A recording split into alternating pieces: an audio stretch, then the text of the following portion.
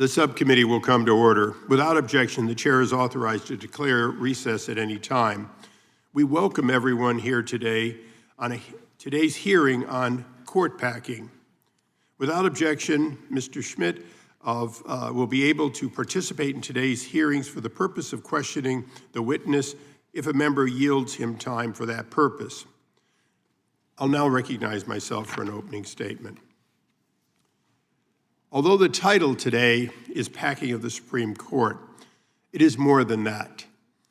This subcommittee's primary goal is to empower the Supreme Court to do its job while retaining its independence. That often means that we're being asked to consider pay, benefits, budget, and in fact, as there's a need to lobby from this body to the court, we do so with the recognition that the United States Supreme Court, unlike any other court in history, is in fact a court of independent decision. The Supreme Court has that critical constitutional responsibility.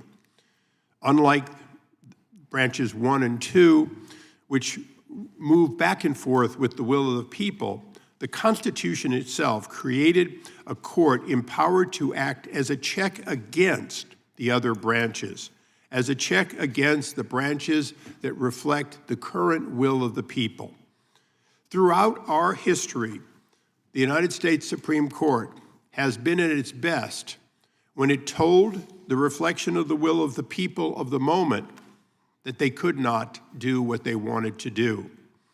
It has likely been at its worst when it succumbed to the fever of the crowd or the feeling of the moment. Whether that is Dred Scott, as may be brought up today, or in fact, questions of locking up Americans in concentration camps during World War II, we have had a long history of being proud of the court the vast majority of the time. That doesn't change the fact that the court must reflect that which the American people can in fact live with. No question at all that the court moves at a slow pace as the American people come along, sometimes behind them. The court has delivered wins and losses for both political parties, not just throughout history, but throughout the last nearly 2 years. The court at our founding was different than it is today only in one major sense. It was viewed as the second court, meaning the U.S. Supreme Court justices rode circuit. The U.S. Supreme Court justices were effectively the appellate court, in addition to being the single Supreme Court. As our country grew, that changed.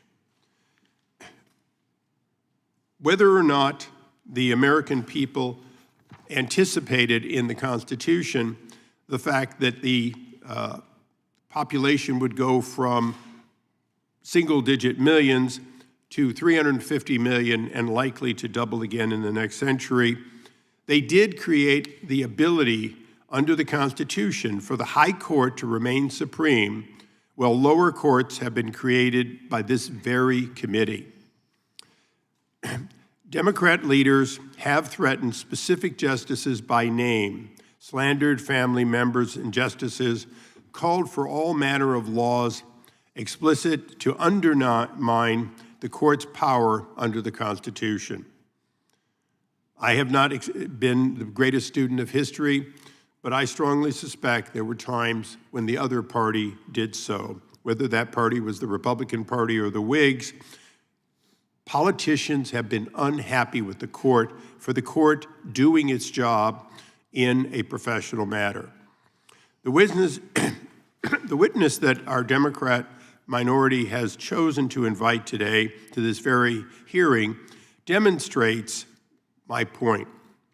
Many of the writings of Professor Bowie clearly anticipates the view of the Democrat Party, that which tends to be more populist, more the will of the moment, the more will of the people, that in fact democratizing the Supreme Court has been well written by our witness.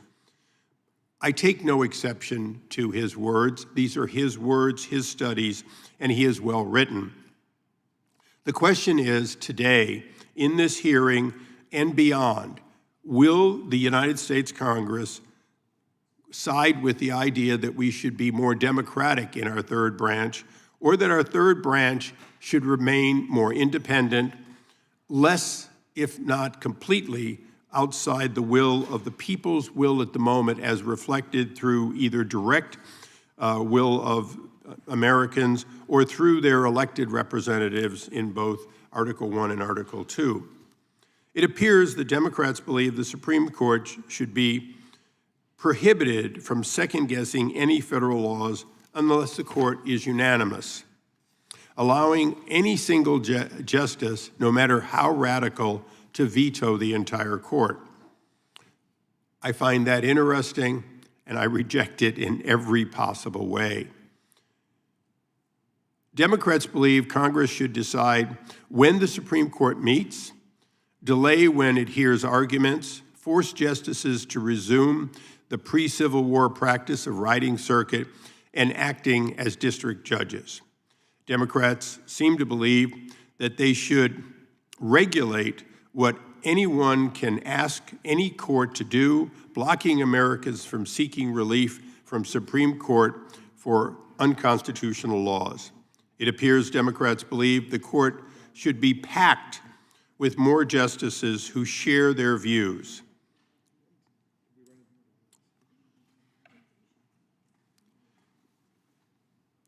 If written testimony of these views on behalf of the Democratic colleagues aren't enough for the committee, Professor Bowie has written extensively in support of anti-Supreme Court views.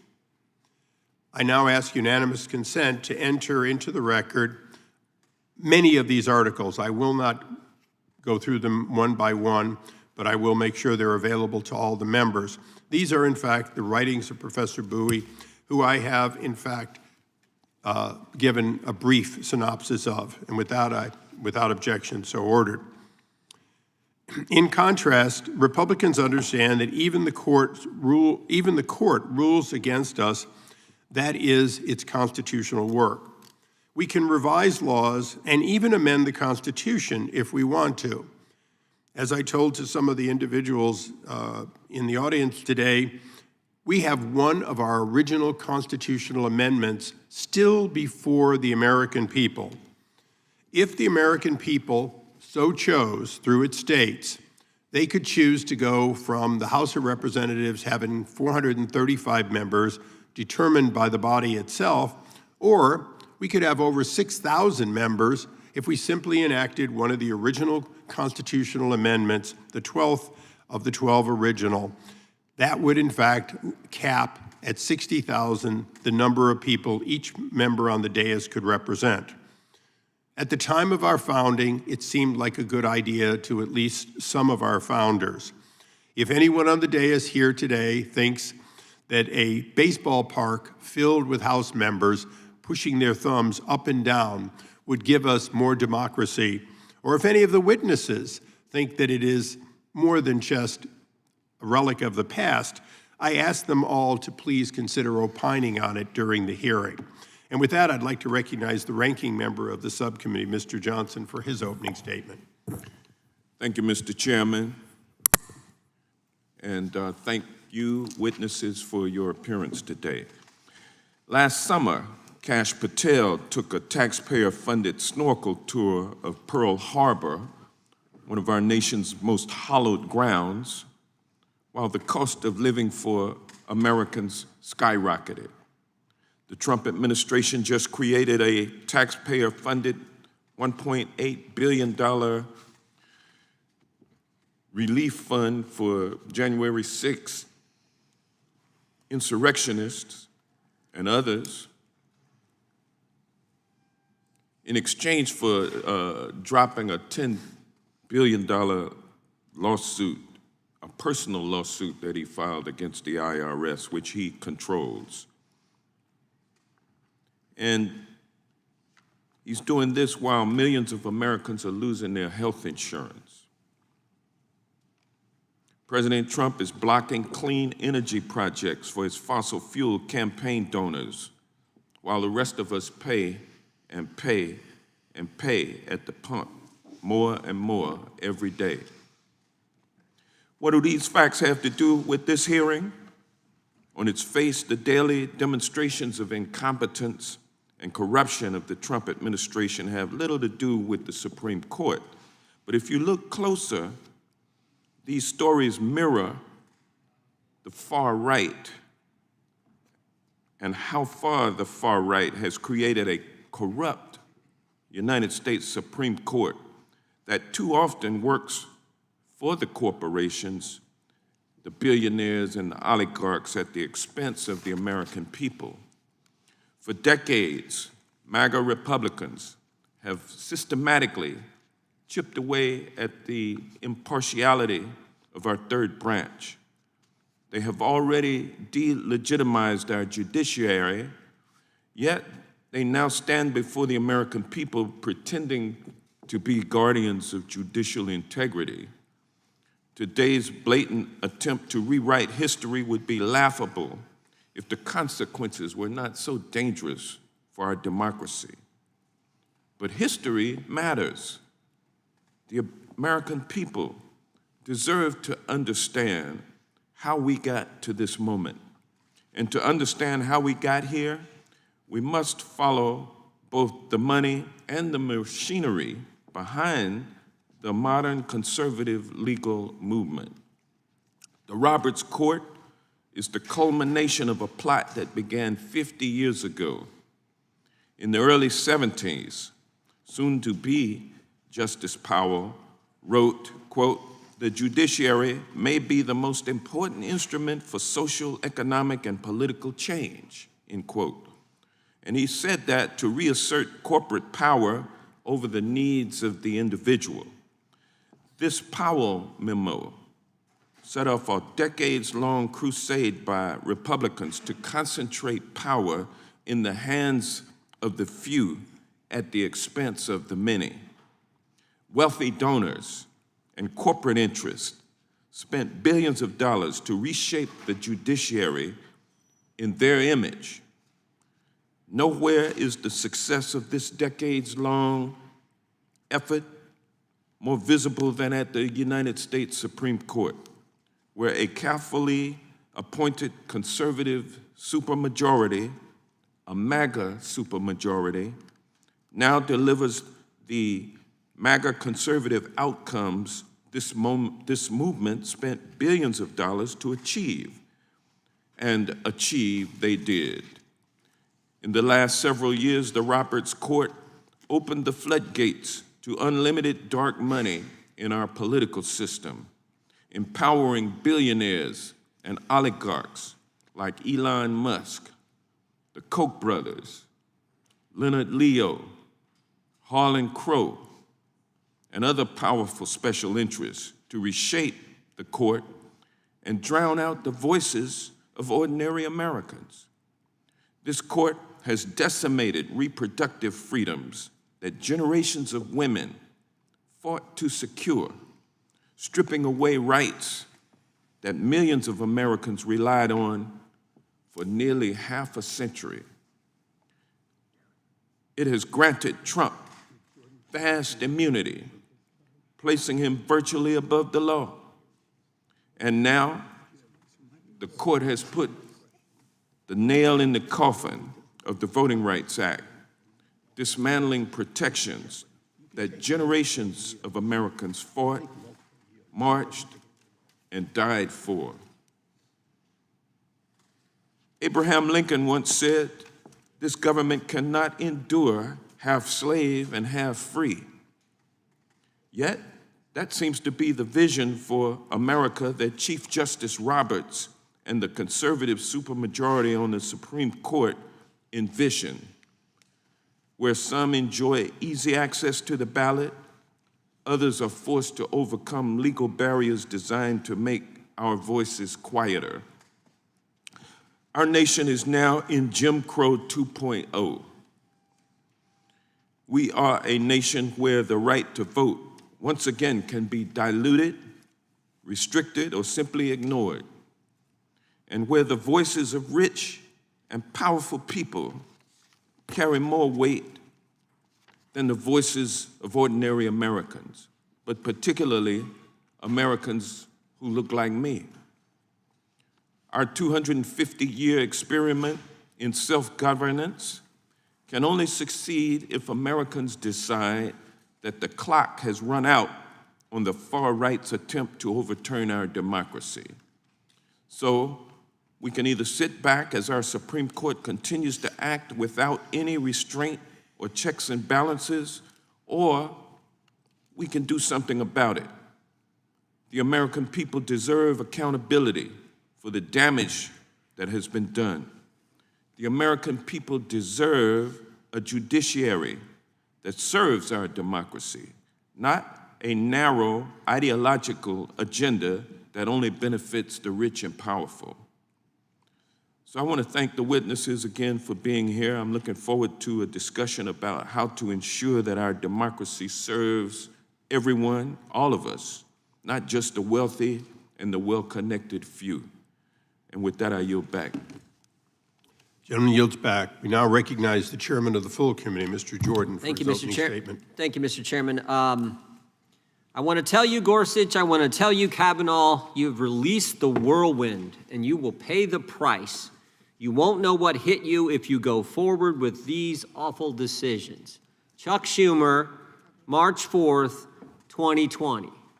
Highest-ranking Democrat in our government threatening a separate and equal branch of government. And if you doubt it's a threat, just remember where he made that statement, on the steps of the Supreme Court.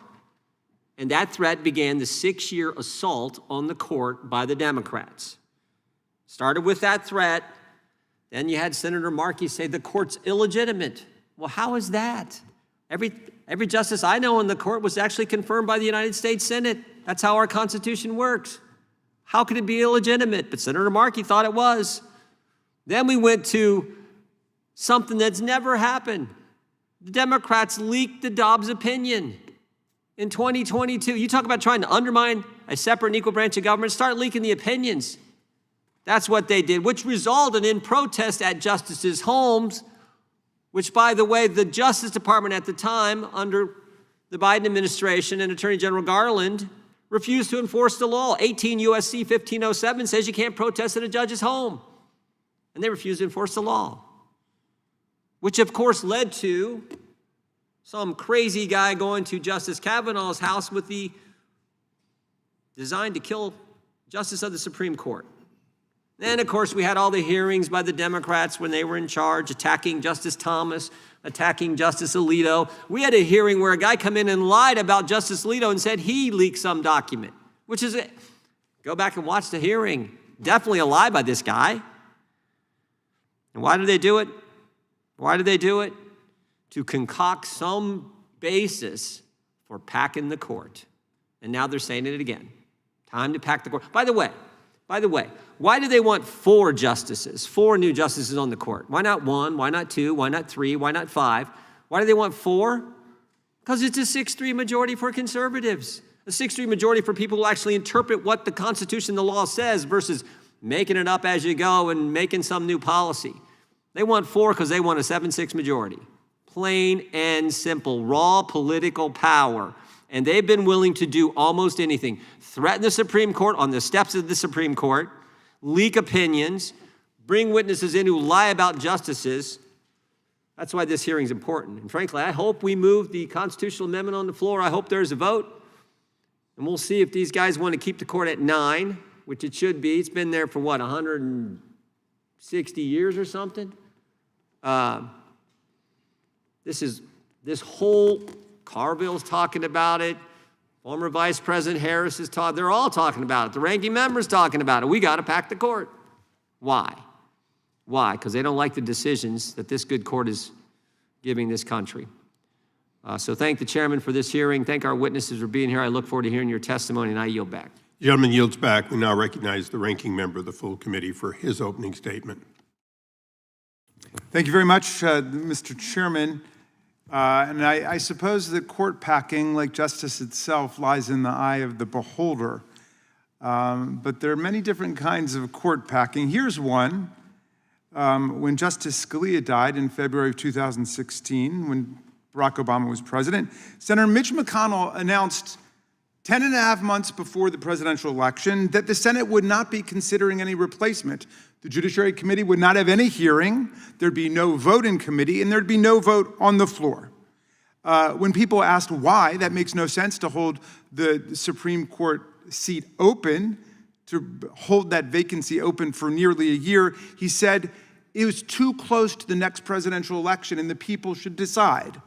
Of course, the people had decided in electing Barack Obama to one of those genuine, bona fide 4-year terms in office, like every other president.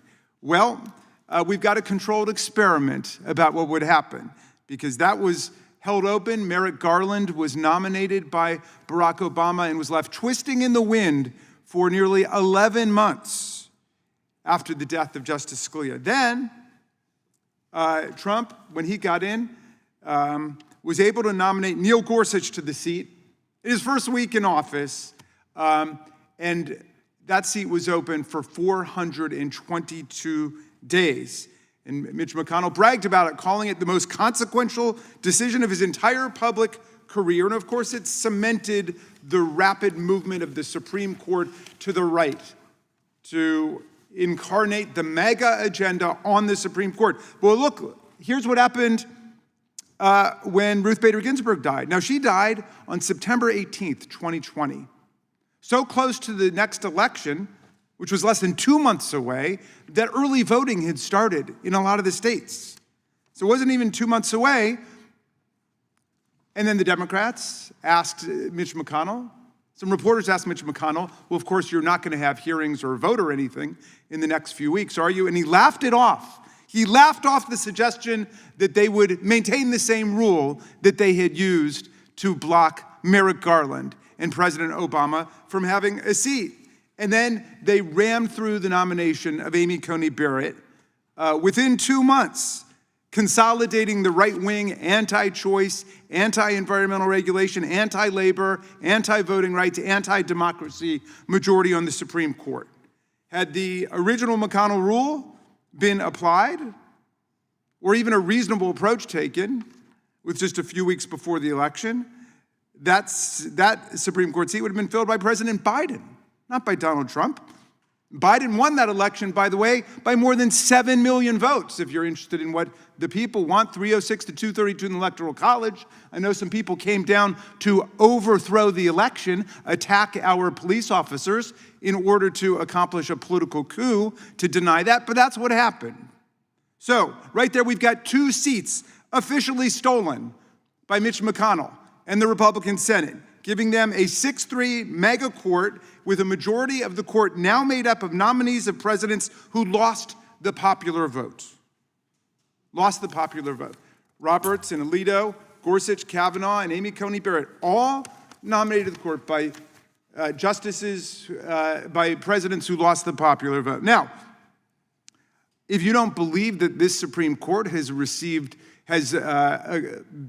conceived and achieved a remarkable transformation in constitutional jurisprudence, ethics, and behavior on everything from abortion to voting rights to political corruption cases, then you don't have to believe me, or you don't have to believe your own eyes. Just listen to Donald Trump, who openly says it's really okay for them to be loyal to the person that appointed them to almost the highest position in the land, a justice of the U.S. Supreme Court. He berates and vilifies justices and judges up and down the federal system who disagree with him or who he feels have been insufficiently robotic in their loyalty to the MAGA agenda. It's true, he doesn't want a justice loyal to the people, as the good chairman of the subcommittee says, or the Constitution. He wants a Supreme Court loyal to him and whatever is going to advance his interests, his money, his family, his corporations.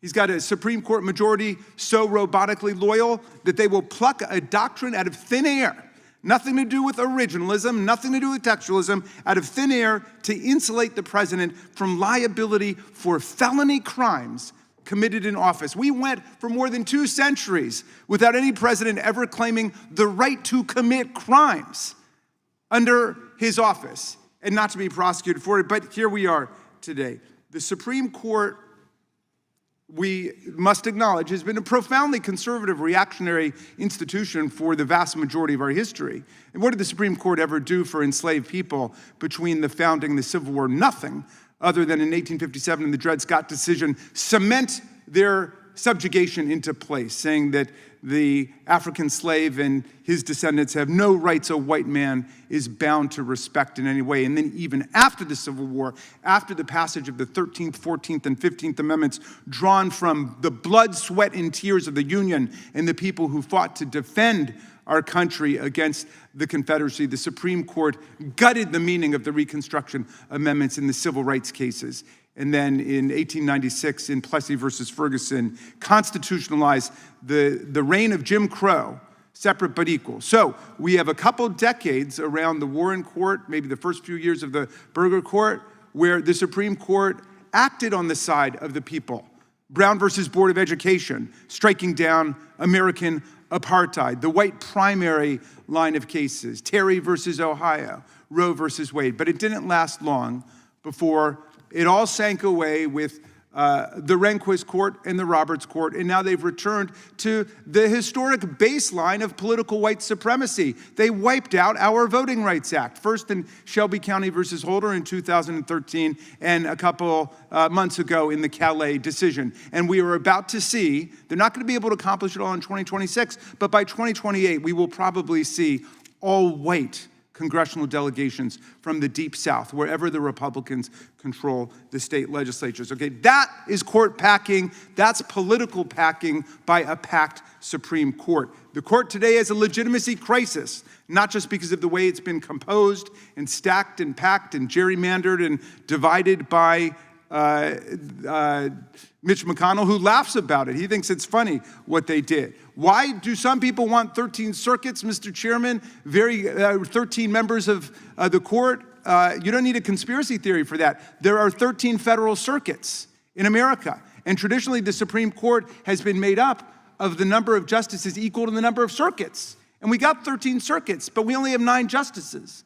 So that means that under the best of circumstances, 4 entire federal regions, 4 federal circuits will be left out completely. And it's much worse than that today because we've got 5 justices from New York City alone, 1 for each borough. But you're telling a majority of the people who live in a majority of the states that they can't find anybody qualified to serve on the Supreme Court. So that's the answer to that particular question. But we've got a complete structural, ethical, jurisprudential crisis in the Supreme Court, whose name is in the gutter because of these terrible decisions that they keep issuing, like the overthrow of Roe versus Wade, Planned Parenthood versus Casey, the complete construction out of thin air of immunity of presidents to commit felony crimes while in office, and so on.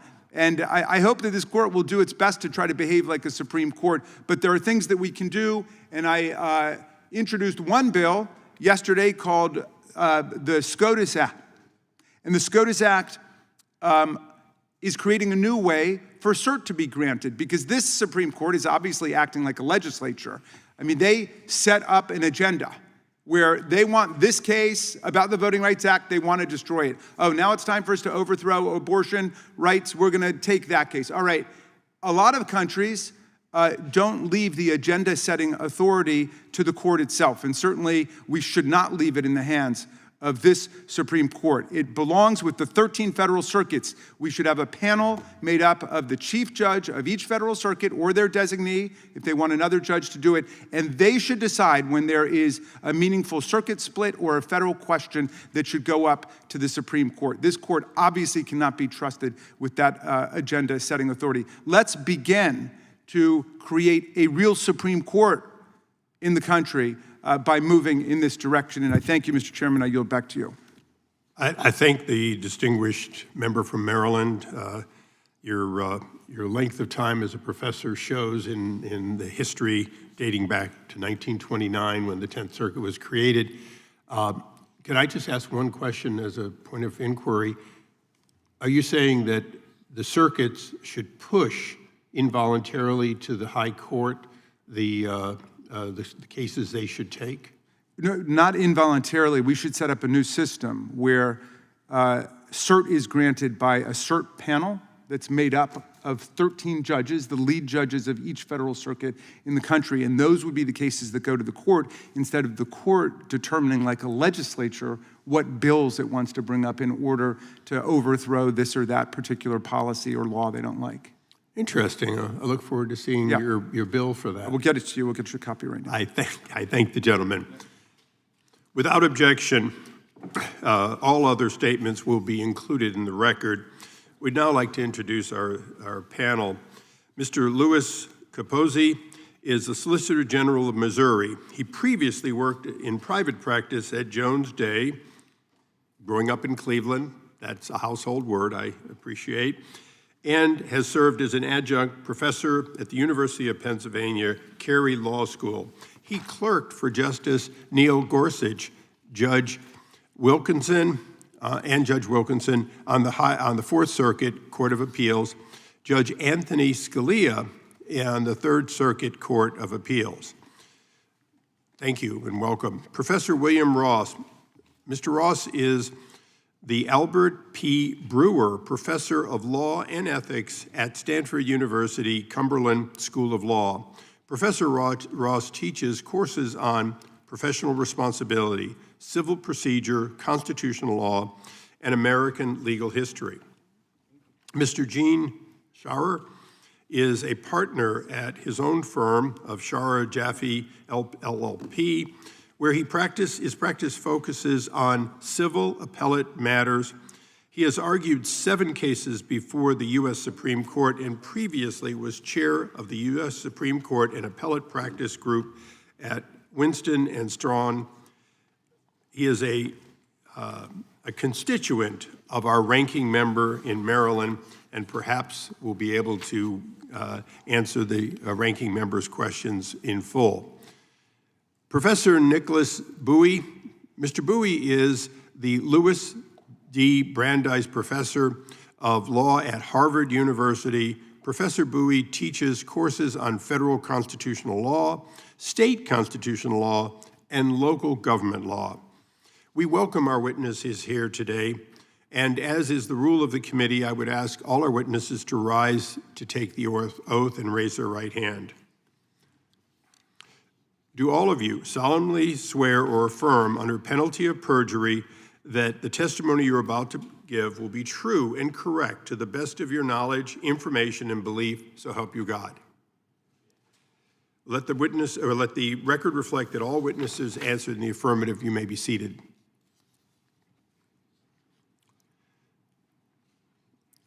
I know all of you are learned and have certainly watched us on C-SPAN intently in the years leading up to this, but I have to say for the record that your entire statements will be placed in the record, and that what you say in your opening statement preferably will be abbreviated portions of it or extemporaneous, but most importantly, your entire written statement will be placed in the record, so the 5 minutes in an opening statement can be either similar or dissimilar at your choice. But we do ask you to stay as close as you can to those little timers that tell you your time is coming close to an end and then eventually that it has ended. With that, I'd ask Mr. Capozzi to begin. Okay, now this is a major test. Even members of Congress get it wrong. So we will test each of you for your ability to get the mic on and then back off again. This is your second chance, sir. Chairman Issa, Ranking Member Johnson, Chairman Jordan, Ranking Member Raskin, thank you for the opportunity to testify today. I'll do my best to turn the mic on for the rest of the hearing. The framers of the Constitution guaranteed the Supreme Court's independence because they understood that independent courts are essential to the rule of law. The Supreme Court's insulation from partisan politics preserves its ability to adjudicate disputes on what the law requires, not the fleeting goals of political actors. Nevertheless, at various points in our history, partisans have proposed reforms that would undermine the Supreme Court's independence, with court packing being the obvious example. Today, I urge Congress to reject proposals to interfere with the court's independence. I'd like to start by emphasizing what is at stake. The Supreme Court, as with all courts, relies on respect for its judgments. This critical respect did not arise automatically. As Justice Breyer has explained, during the 19th century, an independent judiciary was more an aspiration than a reality. As an illustration, Justice Breyer pointed to President Andrew Jackson's infamous refusal to respect the Supreme Court's decision in Worcester v. Georgia, which led to the removal of the Cherokee from their native homeland. Fortunately, by the 20th century, respect for the Supreme Court became firmly entrenched. Thus, despite Southern efforts to resist desegregation, state officials eventually followed the court's orders to do so. Today, we take it for granted that government officials will follow the Supreme Court's orders. But that could change if politicians interfere with the Supreme Court's independence. That is why I am alarmed by the current trend of attacking the Supreme Court's legitimacy. But even on their own terms, the trending criticisms of the Supreme Court make little sense.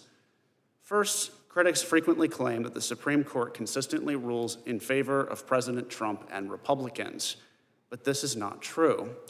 During his first term, the Supreme Court ruled against President Trump in several crucial cases, including on rescinding DACA, adding a citizenship question to the 2020 census, and allowing subpoenas of the president's personal financial records. The Supreme Court has also not hesitated to rule against President Trump early in his second term. For example, the court struck down the president's tariffs, prevented him from deploying the National Guard in major cities, and barred the removal of Lisa Cook from the Federal Reserve. Another common attack on the Supreme Court's legitimacy is that it has been more willing to overrule precedent than in the past. A quick look at history refutes this proposition. During the 1930s and 1940s, the Supreme Court revolutionized constitutional law and allowed for the massive growth of the federal government. The Warren Court also regularly overturned precedent and dramatically overhauled many areas of the law. For example, in Reynolds v. Sims, the Supreme Court restructured state legislatures across the country, finding the state's equivalents of the U.S. Senate unconstitutional. Compared to its predecessors, the current Supreme Court overrules precedent at a slower pace. Indeed, the Supreme Court has conspicuously declined to overrule precedent in several recent important cases, including Fulton v. City of Philadelphia. But at the same time, the Supreme Court can and should overrule precedent when it believes a past decision was wrong, with Brown v. Board of Education being an obvious example. The Supreme Court continues to strike a balance between preserving precedent and correcting its mistakes, just as it has always done. As Solicitor General of Missouri and a recent Supreme Court clerk, I can attest that the Supreme Court is working exactly as it should be. The Supreme Court derives its legitimacy from the fact that it is not a partisan institution. No political group gets everything it wants there. Disagreeing with the court's decisions is no excuse to threaten judicial independence, a cornerstone of our republic that took centuries to build. I urge Congress to continue its tradition of respecting the Supreme Court's independence. Thank you again for your invitation to be here today. I look forward to your questions. Thank you, sir. We now recognize Professor Ross. Okay, you get two chances too. Yeah, don't feel bad. Like I say, we've had senators not be able to get it right, sir. Thank you. Chairman Issa, Ranking Member Johnson, Chairman Jordan, and Ranking Member Raskin, and distinguished members, thank you very much for inviting me to testify here today. I'm here to testify in opposition to proposals to expand the number of United States Supreme Court justices and to provide historical perspectives about so-called court packing. Increasing the court size for political reasons could diminish judicial independence and interfere with separation of powers because it would permit the President and the Senate to manipulate the outcome of judicial decisions by appointing additional justices who would be expected to conform to the political predilections of the President and his or her party. Moreover, the prospect of court packing could intimidate justices and influence the court's decisions. The court's independence from political pressure and intimidation has helped to ensure its ability to protect the civil liberties of Americans in countless cases involving racial, religious, political, and ethnic minorities whose rights were ignored or impugned by Congress, the President, and state governments. Similarly, the court generally has protected the liberties of speech, press, religion, and assembly more faithfully than have the President, the Congress, or the three branches of state government.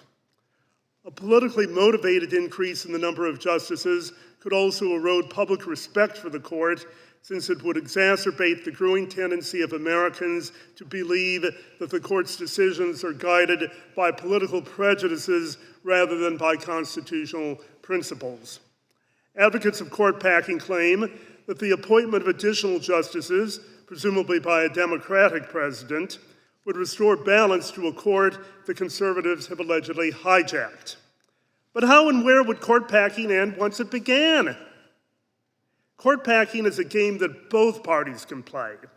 If a Democratic president could obtain a liberal majority on the court by appointing additional justices, a subsequent Republican president could restore a conservative majority by appointing still more justices.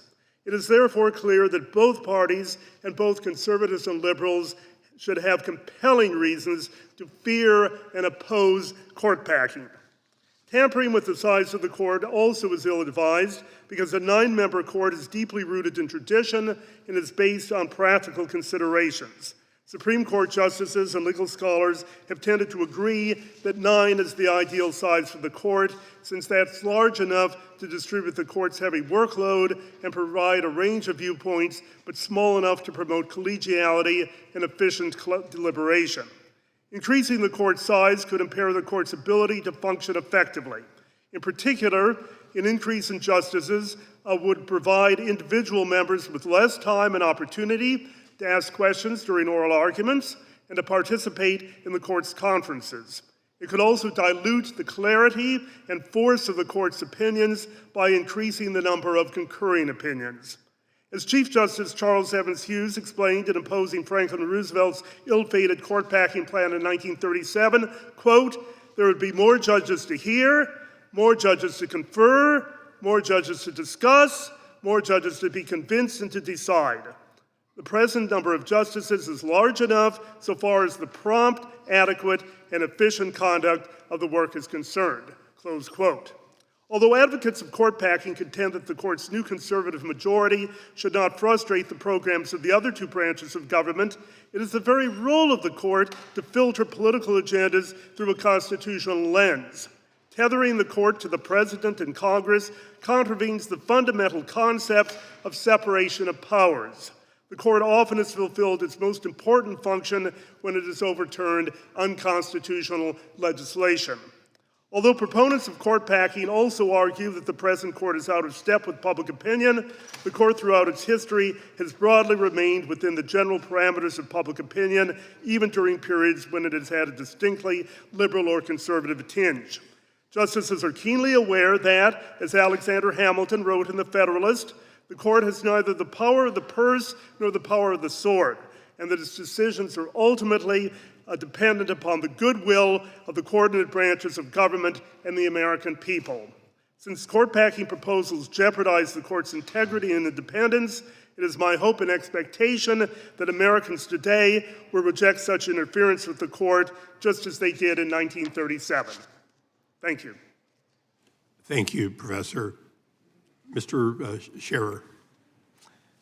Good morning, Chairman Issa, Ranking Member Johnson, Chairman Jordan, Ranking Member Raskin, and distinguished members of the subcommittee. Thank you for this opportunity to address recent proposals for packing the U.S. Supreme Court, which is an issue of enormous importance to all who care about the rule of law, as I know each of you does. In 1983, a well-known Democratic politician, Senator Joe Biden, pointedly referred to Franklin Roosevelt's 1937 attempt at packing the Supreme Court as, quote, "a terrible mistake and a boneheaded idea." So let me offer 5 reasons why that remains true today, in addition to those that have been mentioned by my esteemed colleagues here on the panel. First, the current court packing proposals are really based on an incorrect factual premise, namely that the Roberts Court is relentlessly partisan and consistently reaches conservative outcomes. Now, we've heard already today about a handful of decisions that people on the left don't like. We've heard about Citizens United, which recognized First Amendment limitations on the government's ability to curb or regulate political speech.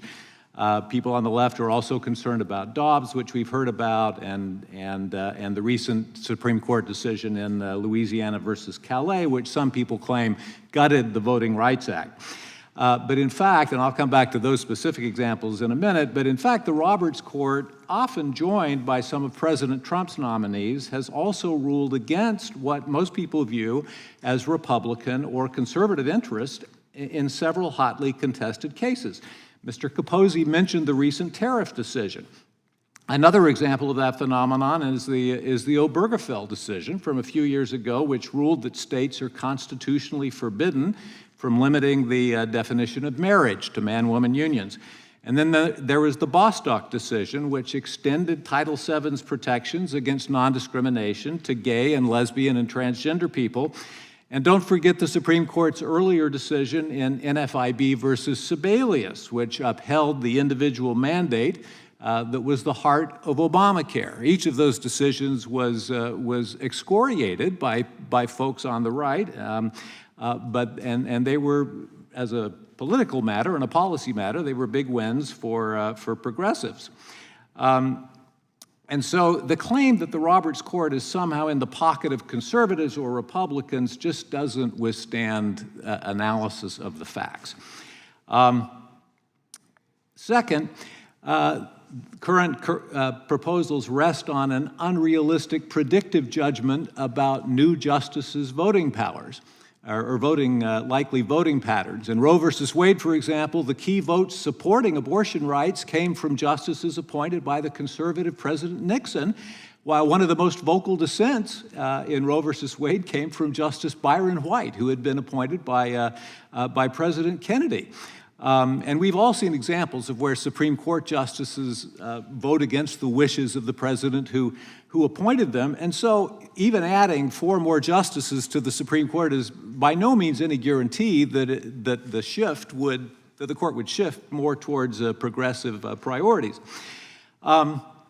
Third, as has been mentioned, court packing proposals really ignore the incentives of the other side once they regain power. If Democrats have a trifecta in the next election and are able to expand the Supreme Court to 13, does anybody think that Republicans are going to stand still for that and not do the same thing the next time there's a Republican trifecta? And before long, the only venue in Washington, D.C. that'll be large enough to accommodate the Supreme Court's conferences, their private conferences, will be the new White House ballroom. And I don't think that's in anybody's interest. You're assuming that there will be one. I'm assuming that. I'm not advocating for it, but I'm assuming it. Number 4, court packing proposals distract from the more important work of building political and legislative coalitions.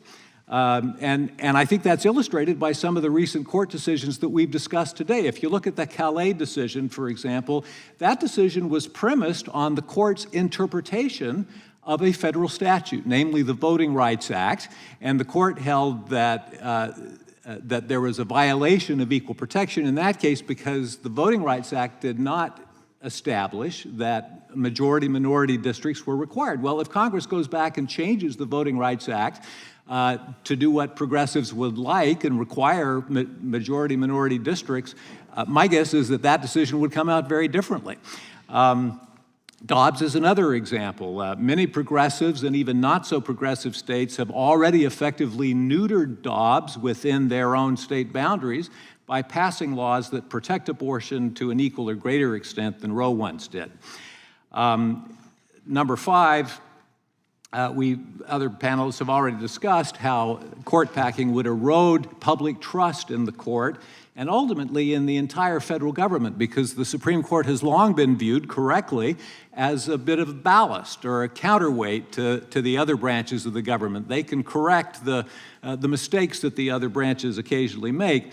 I think it's also instructive that court packing in other countries has become a favorite tool of tyrannies around the world, like Robert Mugabe in Zimbabwe, Viktor Orban in Hungary, and Hugo Chavez in Venezuela. And so there are many reasons to reject the current court packing proposals. Thank you. I thank the gentleman. We now go to Professor Bowie for his, I'm terribly sorry to modulate your name. No worries, but thank you, Chairman Issa, Ranking Member Johnson, Chairman Jordan, Ranking Member Raskin. Thank you for inviting me to testify before the distinguished members of the subcommittee. My name is Nicholas Bowie, and I am the Louis D. Brandeis Professor of Law at Harvard Law School. For the past 7 years, with my colleague, Daphne Renan, I have researched a forthcoming book called Supremacy: How Rule by the Court Replaced Government by the People. The book shows how the Supreme Court acquired the power it now wields and what Congress can do about it. We're here to assess whether court packing is a threat to the Supreme Court's legitimacy. But we first need to answer a more basic question, which is, what is the legitimate role for the court to play under our Constitution? As Professor Renan and I wrote in our book, this question was a critical one for the people who founded the Republican Party. Their mission was to fight the spread of slavery. But in 1857, in Dred Scott versus Sanford, the Supreme Court declared that mission unconstitutional for Congress to put into practice. That founding generation of Republicans had never before experienced an attempt by the Supreme Court to override Congress. They called such an attempt despotic and unwarranted by the Constitution. When Abraham Lincoln and other Republicans won in the 1860 elections, Congress enacted statutes that rejected Dred Scott and began reconstructing the South into a multiracial democracy. That Republican-controlled Congress wanted courts to enforce their laws, but they were wary of a second Dred Scott decision. So they changed the court's size, they stripped it of jurisdiction to review its most important laws, and they proposed further regulations to check and balance the court. They understood that under our Constitution, the legitimate role for the court is to enforce federal law against anyone who considers themselves above it, whether that person is a corporate executive, a state official, or the president. The court's role is not to defy federal law by placing it itself above you all, our nation's representatives of we the people, to whom the Constitution gives primary responsibility to determine the Constitution's meaning. The Supreme Court's assertion of power to defy federal law has a name: judicial supremacy. The founding generation of Republicans argued that this idea undermines Republican governance, but they failed to bury it, and it reemerged when the court declared Congress constitutionally incapable of banning lynching, of banning racial discrimination by businesses, or banning widespread disenfranchisement. In the years since then, the court has continued to undermine federal voting laws, federal civil rights laws, and federal laws that prevented the wealthy from dominating our elections and your daily call time. Judicial supremacy has also unleashed presidential authoritarianism, disabling the laws Congress enacted to prevent corruption, self-dealing, and attacks on the peaceful transition of power. But like those early Republicans, we need not accept judicial supremacy any longer. Those Republicans and their abolitionist allies advocated for an alternative tradition that Professor Renan and I call democratic constitutionalism. This is the idea that we, the people, have the power to interpret and define the meaning of the Constitution through the process of federal lawmaking. This was the position of the lawyers who argued Brown versus Board of Education in the 1950s. They urged the court to stop defying Congress's civil rights laws and to start enforcing it against discrimination in the South. One law in particular, the Ku Klux Klan Act of 1871, explicitly directed courts to prevent state officials from violating anyone's constitutional rights. The court applied that federal law in Brown to end segregation in the South, and it has applied it in many landmark cases since. Meanwhile, a bipartisan Congress inaugurated a second Reconstruction with the Voting Rights Act of 1965. That law overrode Supreme Court decisions that had interpreted the Constitution to be consistent with all of the Jim Crow laws that disabled Black people from voting in the South. You have the power to continue this legacy and replace judicial supremacy with democratic constitutionalism. The Constitution says nothing about the court's power to defy acts of Congress, but it explicitly empowers Congress to regulate the court. Your predecessors used that power to curb the court's defiance of federal statutes and to override harmful constitutional interpretations. And in fact, nearly everything about the court can be regulated by statute, including the number of justices, where it sits, and what it has the power to do. If the current majority of the court is exercising an illegitimate supremacy over federal law, one the Constitution does not grant and that is being used to make Republican governance unviable, then regulating the court is not just legitimate, it is your duty. Thank you very much. Thank you. We'll now proceed to the 5-minute rule, but I'll ask unanimous consent at this time to place into the record the Judges Act, H.R. 1702, a bill to expand the district courts over a phased-in period. Additionally, I'll put in H.R. 3422, the Judiciary Act of 2023, to expand the court. And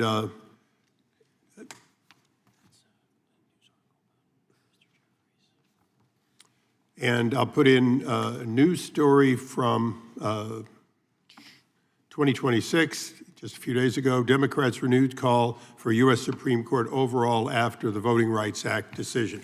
Without objection, so ordered. We now proceed to the gentleman from Wisconsin, Mr. Fitzgerald, for 5 minutes. Thank you, Chairman. Mr. Ross, for the first 80 years of our nation's history, the size of the Supreme Court changed with some regularity. Why was that? Microphone. Pardon. The expansion of population. Originally, the justices were chosen largely on geographical grounds, and the justices rode circuits. The justices wore 2 hats until 1891. They served as circuit court judges, and they also served as U.S. Supreme Court justices. And in a smaller nation, there were only 4 million people in the 1790 census. There was less need, for a larger court. As the country expanded, as the number of circuits expanded, the number increased, but only to 9. From 5 to 9, maximum of 10, and then only for 6 years, from 1863 to 1869, there were 10, and since 1869, we've had 9. And so, that's a long history, a century and a half with 9 members. And it's worked very well so far, and in my opinion, that ought to be the number. Well, let me follow up then. So in 1869, when Congress did pass that Judiciary Act, why did they set it at 9 justices at that point, do you feel? Well, if the court divided, then that would be 5 to 4. If you have 10, then the court could be split. If the court splits and the lower court decision stands, but it's generally better to have a decisive decision of the court. So 9 permits the court to divide one way or the other. And has been alluded to a couple times, when President Roosevelt tried to unsuccessfully in 1937 to expand the court to 15 justices, was there any sound logic to this expansion that the president was using or making, or was it merely an overreaction to a Supreme Court that had repeatedly struck down the New Deal? Historians are unanimous in were virtually unanimous. Historians are never unanimous on anything, but yeah, about as unanimous as they can be, that the court packing plan in 1937 was politically motivated. The Supreme Court had struck down a number of significant New Deal statutes in the previous 2 years, and the Social Security Acts and the National Labor Relations Act were coming up for adjudication before the court. These were the signature legislation of the New Deal, and Roosevelt was understandably worried that the court would strike those down. And so his remedy, was to increase, the number of justices, to pack the court, so that the Social Security Acts, both the old age pension and the unemployment compensation laws, and the National Labor Relations Act, which was hugely important at a time of industrial unrest, would be secure. And so, Franklin Roosevelt originally claimed that he was doing this because the Supreme Court was overworked and the justices were geriatric. There were 6 of them who were over the age of 70. That's why he chose 6, one new justice for every justice who was over the age of 70. But the older justices were, for the most part, quite vigorous, including Louis Brandeis. Chief Justice Hughes was in peak of health, despite his age, over 70, so that it was so disingenuous that it was almost laughed at. And so Roosevelt, about a month after he introduced the plan, admitted that his motives were frankly political. By the way, the then chair of the House Judiciary Committee, Hatton Sumner's, Democrat, opposed Roosevelt's plan from the very first day. That's why Roosevelt introduced it in the Senate rather than in the House. Very good, thank you. So there's already this morning, there's been some attacks on the Supreme Court by some of my colleagues on the other side over, just as a former clerk, Mr. Capozzi, you state in your testimony that if too many come to view the Supreme Court as a partisan actor rather than a neutral arbitrator of law, the losing parties would be tempted to disregard court orders. What would that mean for our government as a whole? I know that's a big question. It would mean the end of the rule of law, plain and simple. Do you think that there are certain parameters to criticizing the court, or is that unacceptable beyond the First Amendment? I think it's perfectly acceptable to criticize the Supreme Court. People always have.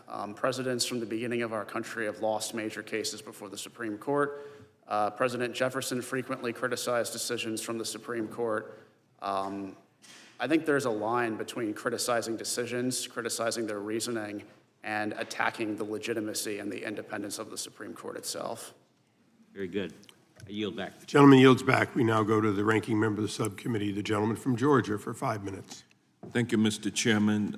Professor Bowie, the Supreme Court's recent decision in Louisiana versus Calais represents the culmination of a decades-long campaign led in part by Chief Justice Roberts to dismantle the Voting Rights Act.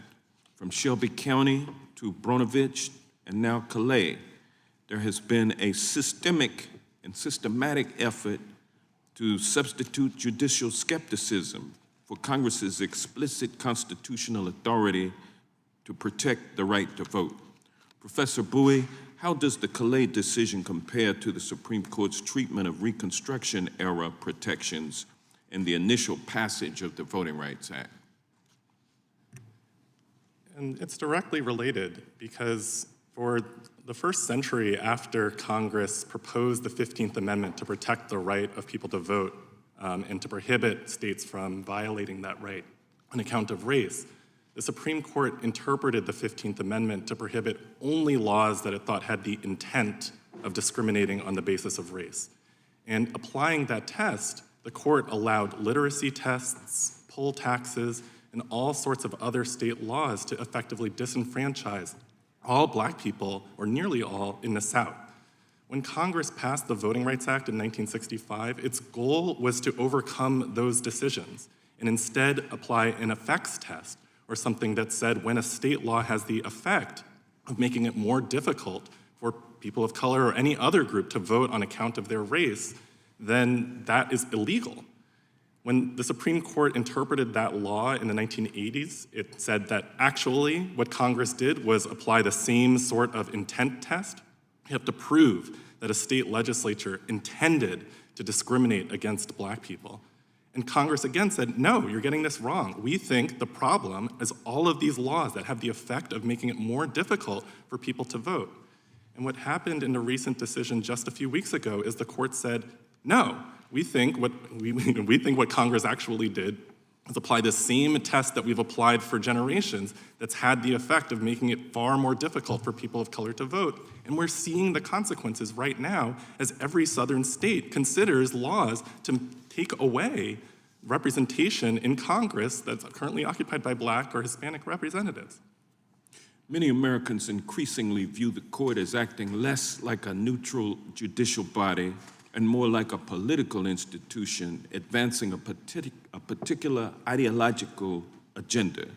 When the court repeatedly invalidates laws enacted through the democratic process to expand voting rights and representation, does that contribute to a crisis of legitimacy of the institution itself? I think it does, in the sense that what people expect from the Supreme Court is what Congress has asked the court to take an oath to do before anyone can become a justice, which is to apply the law without fear or favor to rich and poor alike. And when people look at the kinds of rulings coming out of the court that seem to systematically favor one party or the wealthy or corporations or any number of people on a pretty predictable basis, just knowing kind of what is going on in the case before the court even issues a decision, I think it does have an effect on what people think the court is in effect doing. I agree with my colleagues on this panel that to the extent what people think the court is doing is simply issuing Truth Social posts, then no one will take it seriously. The court's power comes from the idea that what the justices are doing is different from what you are all doing as politicians. But when all of the evidence and all of the public information about the court suggests that actually the same kinds of policy decisions are happening on the bench that are happening in Congress, it becomes very difficult to treat the court as a different kind of institution than your esteemed body. Thank you. If the court continues to narrow Congress's ability to protect voting rights under the Reconstruction Amendments, what does that mean for the balance of powers as envisioned by our Constitution and for the future of multiracial democracy in this country? The Constitution is ours to interpret as Americans. It is a document for all of us. And people have marched and protested and died in order for the Constitution to reflect that we are a democracy, we should protect the ability of all of us who can vote to do so, and that we should not tolerate laws that make it more difficult for people to access the ballot. When the Supreme Court interprets the Constitution to say that that kind of rule is not constitutional, that the 15th Amendment, when it specifically empowers Congress to adopt appropriate legislation, but that a law as fundamental as the Voting Rights Act is not appropriate, that is a misreading of the document that we do not have to accept. Because if we do, the consequence is going to be the end of our ability to govern ourselves and the end of our ability to enact voting protections.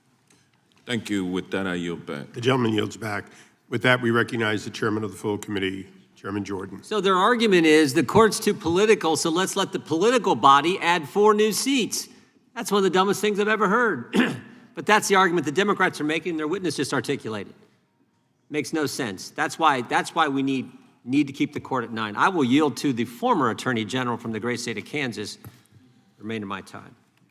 Thank you, Mr. Chairman. I appreciate the chairman and the chairman convening this hearing. I'm sitting here listening to this today. I was musing about something I often think about when there's no point in debating it, and that is what things in Independence Hall would have been like all those years ago if we had all had cameras and cell phones and social media, where every statement is calibrated for consumption by a particular audience somewhere not in this room. This is one of those heavy issues that is not solely about the issues of the day. This is one of those questions that is about professors, to paraphrase the professor, how we choose to govern ourselves. And the discussions we're having here aren't materially different in nature than the ones they had in Independence Hall about how you balance out the decision-making and who does what. The difference is we have come to focus on looking at this through a lens of the issues of the day, not a lens of how we should structure our self-determination. And our history is one that when we have attempted to do that before, when we have erred in looking at these important structural questions through the issue of the day, we have so far rejected that notion. I'd like to, on that point, go back to what we've referenced many times but not talked a lot about today, which is the failed effort to pack the court by expanding its numbers in the Roosevelt administration in 1937, I believe it was. You know, remember the context of that time. It's been mentioned by Professor Ross and others about the court overturning a number, modifying and reversing its view in some cases on the appropriate limitations on the constitutional powers of Congress to act in the economic space in particular. But remember what was happening politically. Less than a year before, there had been a presidential election in this country, and Franklin Roosevelt was reelected. And these issues were central in that election. I wasn't alive then, but it's a little personal to me. The Republican nominee for president that year was Alf Landon. He's from my little hometown of about 9,000 people. He was the only Republican governor reelected in the country in 1934, which is why he became our nominee in 36. And he lost in a landslide. In fact, he only carried Maine and Vermont, didn't even carry Kansas. Roosevelt had a mandate, we might say, and yet he overreached. And it took a bipartisan majority to say, notwithstanding that clear message from the people and notwithstanding the power of the presidency, we are going to defend the structure of this democracy and of this court. And has been mentioned, the chairman of the House Judiciary Committee at the time, a Democrat, didn't favor packing the court. And ultimately, when it came to a vote in the Senate, the Democrat-led Senate Judiciary Committee said they don't favor the packing of the court. And the U.S. Senate, which was a majority Democrat at the time, voted overwhelmingly, like it was 70 to something, not to adopt a court-packing plan. So what's happening in this room today and in our politics today is different. It's different because for some reason we seem incapable of having what I would believe to be a more reasoned, bipartisan or apartisan, nonpartisan discussion about how we want our Supreme Court to function and what its appropriate role is. I won't read all the statements, they've been entered into the record, but right now at this moment in our history, it is my friends on the other side who seem intent, because they don't like the direction the court is headed, to pack it with new members. I suppose those of us on the more conservative side could have made the same argument for many years after the Roosevelt courts, because we didn't like a lot of those decisions. We, for the most part, didn't as vociferously argue about just fundamentally changing the structure. So I want to return to just a couple of questions here that have been touched on but before. Can any of you tell me, let me start, Professor Ross, you've addressed this, Mr. Capozzi, let me ask you, Mr. Scherer, and then Mr. Bowie. Let's assume that a court expansion plan is adopted in some form. What is the limiting principle that would limit its further expansion in the future if we succumb again to the political passions of the moment? Mr. Capozzi? I don't think there is any limit.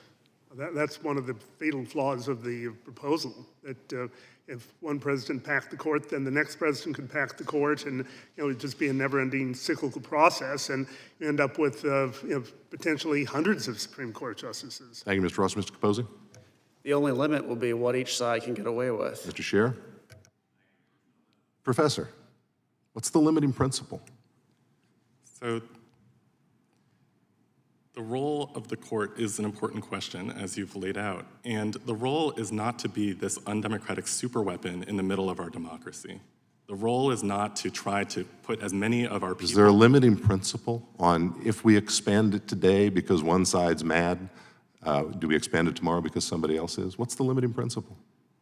Putting justices on the court for their own sake is not a good idea, nor is changing the size of the court simply because 9 is a better number than 8 or 10 is a better number than 9. Thank you, Professor. I yield back. I'm out of time. I appreciate that. The gentleman yields back. We now go to the ranking member of the full committee, the gentleman from Maryland, for his questions. Thank you, Mr. Chairman, and thank you, Mr. Schmidt, for those thoughtful comments. One of the things you say is we should be talking about how the Supreme Court should function, and is it consistent with the Constitution and the rule of law? So let's talk about the shadow docket and what's actually going on in the Supreme Court today. When Trump's policies, whether it's an attempt to directly nullify the first sentence of the 14th Amendment, which establishes birthright citizenship, or his attempt to usurp the spending powers of Congress, are challenged, he is losing 60% of the time in the district courts, he's lost, 57% of the time in the federal circuit courts. Then it gets up to the Supreme Court and its shadow docket, and there he has won 84% of the time. So he goes from losing 40% of the time to winning more than 80% of the time when it gets up in the Supreme Court. Now, obviously we would disagree about substance. Those who want to go with Trump and say that he can nullify birthright citizenship in the country are just going to disagree about that, fine. But what about the shadow docket and how it operates? Nobody's uttered a word about what that does to undermine the legitimacy of the court. We have 100-page opinions, authoritative magisterial opinions being written by district court judges or panels, circuit court judges, that are being overturned with one sentence or one paragraph in the shadow docket. Is that legitimate or is that illegitimate? Maybe we can just go down the line. Mr. Scher?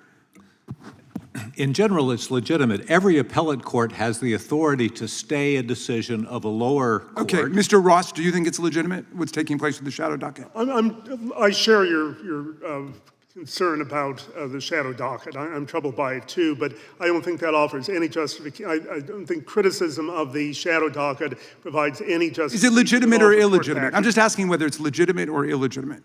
I don't think it's illegitimate. Okay, Mr. Capozzi? It's legitimate. It's been around for a long time. I mean, you look at the stay of execution litigation going back Thank you. And decades. Mr. Bowie, what about you?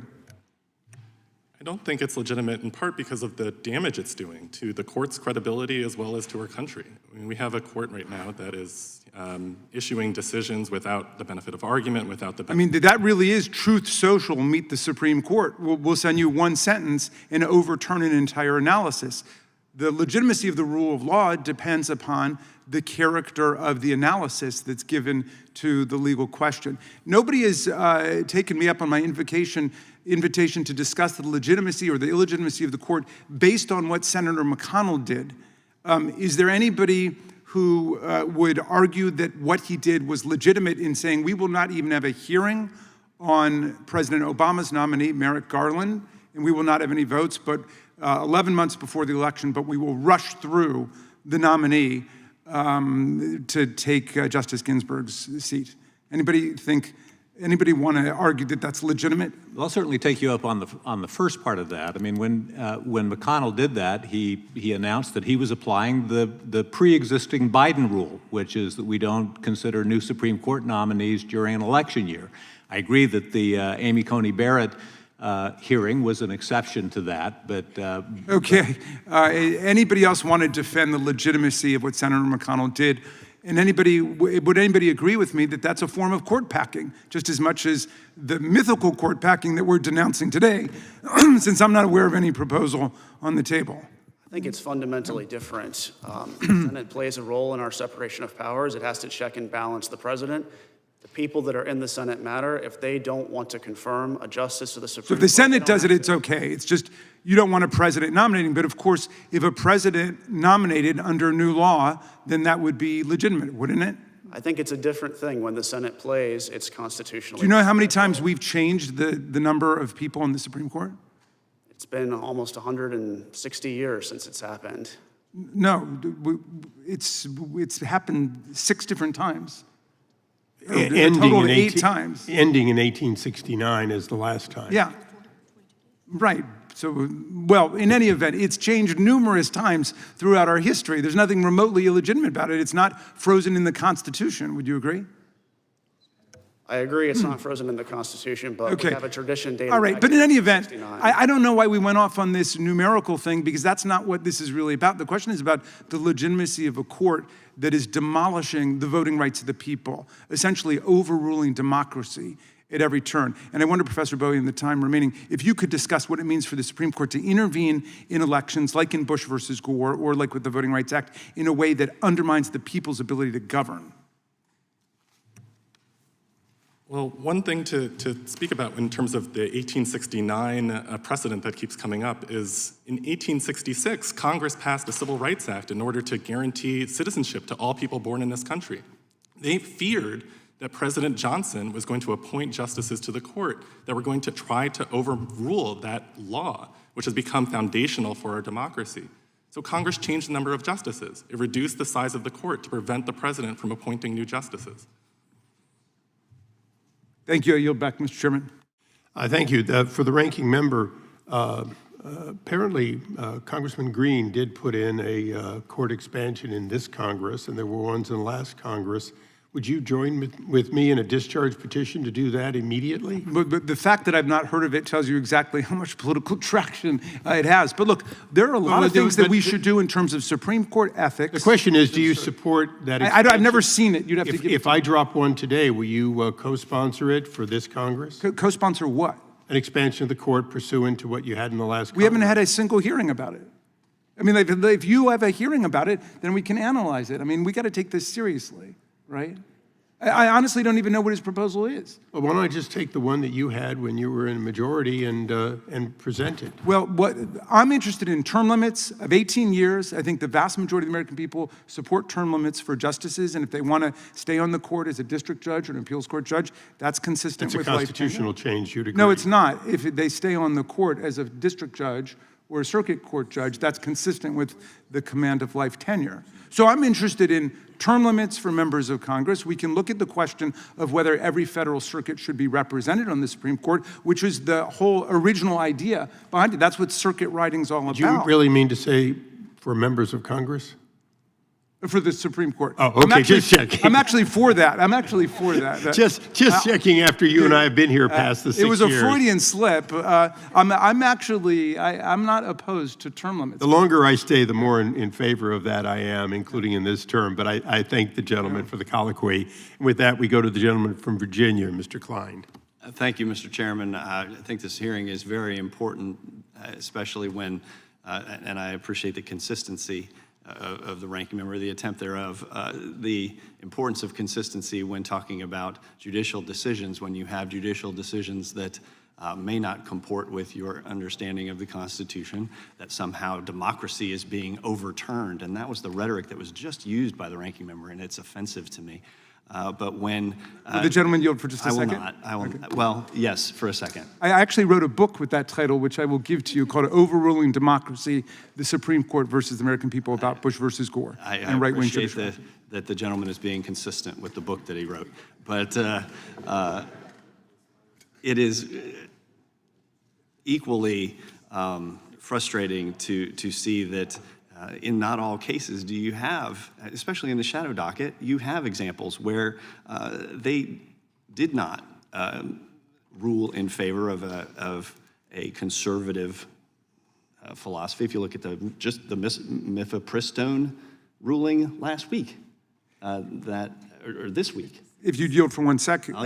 There have been 27 cases in the shadow docket, and Donald Trump has won 25 of them. So you may have identified one of the two that he didn't win. I understand that. And one of the things I want to talk about is just because you agree with the decision a court makes shouldn't determine whether or not democracy is being upheld or overturned. It's going down a road that is very destructive. And I want to talk about what's happening in Virginia, because in Virginia right now we have a destructive path that is being pursued by the majority in our legislature. Now we're one of two states where the legislature actually appoints the judiciary. So you have a somewhat convoluted process that actually doesn't work as efficiently as some other states. But Mr. Capozzi, you may be aware that Virginia Democrats passed a redistricting amendment through a procedurally flawed process. The Virginia Supreme Court struck that process down as a violation of the Virginia Constitution. Undeterred by their state court loss, Democratic Attorney General Jay Jones appealed to the U.S. Supreme Court, although I think in his filing it indicated he was appealing to the Supreme Court of Virginia again, and it was Virginia and it was it was Senator, but there were a lot of misspellings. He appealed to the U.S. Supreme Court despite raising no federal claims, and was denied. Rather than accept that, Senate Majority Leader Scott Survell took to X to spin the ruling, claiming that only one justice had weighed in, but in fact, the denial itself stated, quote, "The application for stay presented to the Chief Justice and by him referred to the court is denied. No noted dissents, not even from the 3 Democrat-appointed justices." Yet Democrats immediately attacked, quote, "far-right extremists on the Supreme Court," and quickly used the unanimous rejection to continue their campaign against the court's conservative justices. Mr. Capozzi, how damaging is it to the rule of law when political actors use a legally correct, unanimous court ruling as a pretext for attacking judicial legitimacy? Yeah, just to clarify, a decision like that would have been referred to the full Supreme Court. So it wasn't just a single justice. All 9 justices agreed that that appeal lacks merit. And, you know, I think most intelligent observers in the Supreme Court bar agreed that that was a borderline frivolous appeal. It presented only a question of state law. And so, at minimum, I would encourage people not to attack the Supreme Court when they unanimously reject a frivolous appeal.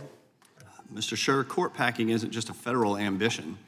After the Virginia Supreme Court struck down the state's redistricting map, Democrats floated the idea, encouraged by alleged phone conversations with federal Democrats, slashing the mandatory retirement age for its justices from 75 to 54 to purge the entire bench. Virginia Delegate Dan Helmer went further, publicly vowing to remove Justice Kelsey, who wrote the opinion, from the bench when he is up for reappointment this coming year. For a party that has made no kings its rallying cry, isn't threatening a justice by name and purging an entire bench a rather dictatorial definition of democracy? Absolutely, Mr. Klein, and it's a move reminiscent of the authoritarians that we discussed earlier, like Robert Mugabe in Zimbabwe and Hugo Chavez in Venezuela. That's the kind of stuff they did to their judiciaries to try to get them in line with their programs. Agreed, and I appreciate the comments of the gentleman, and I yield back. Gentleman yields back. We now go to the gentlelady from California, Ms. Lofgren. Mr. Chairman, with all due respect, keep hearing about how court packing is the greatest threat facing the judiciary and the rule of law, but I don't think that's the crisis facing the court right now. Real crisis is a growing ethics and corruption problem at the Supreme Court, and it is one that Congress can actually do something about. Unfortunately, my time does not allow me to list every undisclosed luxury trip, private jet flight, billionaire-funded vacation, yacht excursion, and lavish gift uncovered so far, but the scale is staggering. According to Fix the Court, Justice Clarence Thomas alone reportedly received more than 100 gifts worth over $2.4 million, while all of his fellow justices combined received gifts worth only $248,000 over the same period, a 20-year period. Here are just a few examples Justice Thomas reportedly accepted. Luxury vacations on a billionaire's super yacht in Indonesia that ProPublica estimated likely exceeded $500,000. More than 2 decades of repeated private jet flights on billionaire-owned aircraft, including trips on a Bombardier Global 5000 and even a private Boeing 737, with some individual flights estimated in the tens of thousands to over $100,000. At least 26 private jet flights and 8 helicopter trips identified by investigators. Annual stays at an exclusive private Adirondacks resort where nearby rooms can cost more than $2,000 a night. Luxury resort stays in Florida and Jamaica. VIP skybox access and luxury suite tickets to major sporting events, trips to Bohemian Grove, private school tuition payments for a child he was raising, and real estate transactions involving property tied to his family. According to Fix the Court, Justice Alito accepted approximately $170,000 in gifts over the same period, including private jet transportation to a luxury Alaska fishing lodge, expensive lodging and fishing accommodations tied to billionaire Paul Singer, and gifts that the Senate Judiciary Committee concluded should have been disclosed under federal law. Now, Americans watching at home understand that this is wrong. Billionaires should not be getting the kind of undisclosed access and luxury relationship with Supreme Court justices. So let me ask you this, Professor Bowie, yes or no? Do you believe these kinds of gifts and luxury travel arrangements undermine confidence in the court? Yes. Thank you. Mr. Chairman, I would ask a unanimous consent to put into the record a CNBC article on Justice Thomas's acceptance of gifts, a ProPublica article on the same, 2 ProPublica articles on the same topic, a Senate Judiciary Committee press release, and an additional article from ProPublica. Without objection, so ordered. And I would yield the balance of my time to the ranking member. Thank you kindly, Ms. Lofgren. Just picking up on that point, there's a $50 gift ban, a $50 gift ban that applies to all of us in Congress and to the executive branch as well. Would you agree that it would enhance the independence of the court from not just congressional presidential attacks, but special interest domination to apply a $50 gift ban to the Supreme Court justices? Professor Bowie, if you go first. Yes, and I'll just note that Congress has already passed laws that prohibit justices from taking bribes. Congress has also passed laws that require the justices to recuse from cases in which their impartiality may reasonably be questioned. Yes, Attorney General Cabosi, do you agree that a $50 gift ban should apply to all 3 branches, not just 2?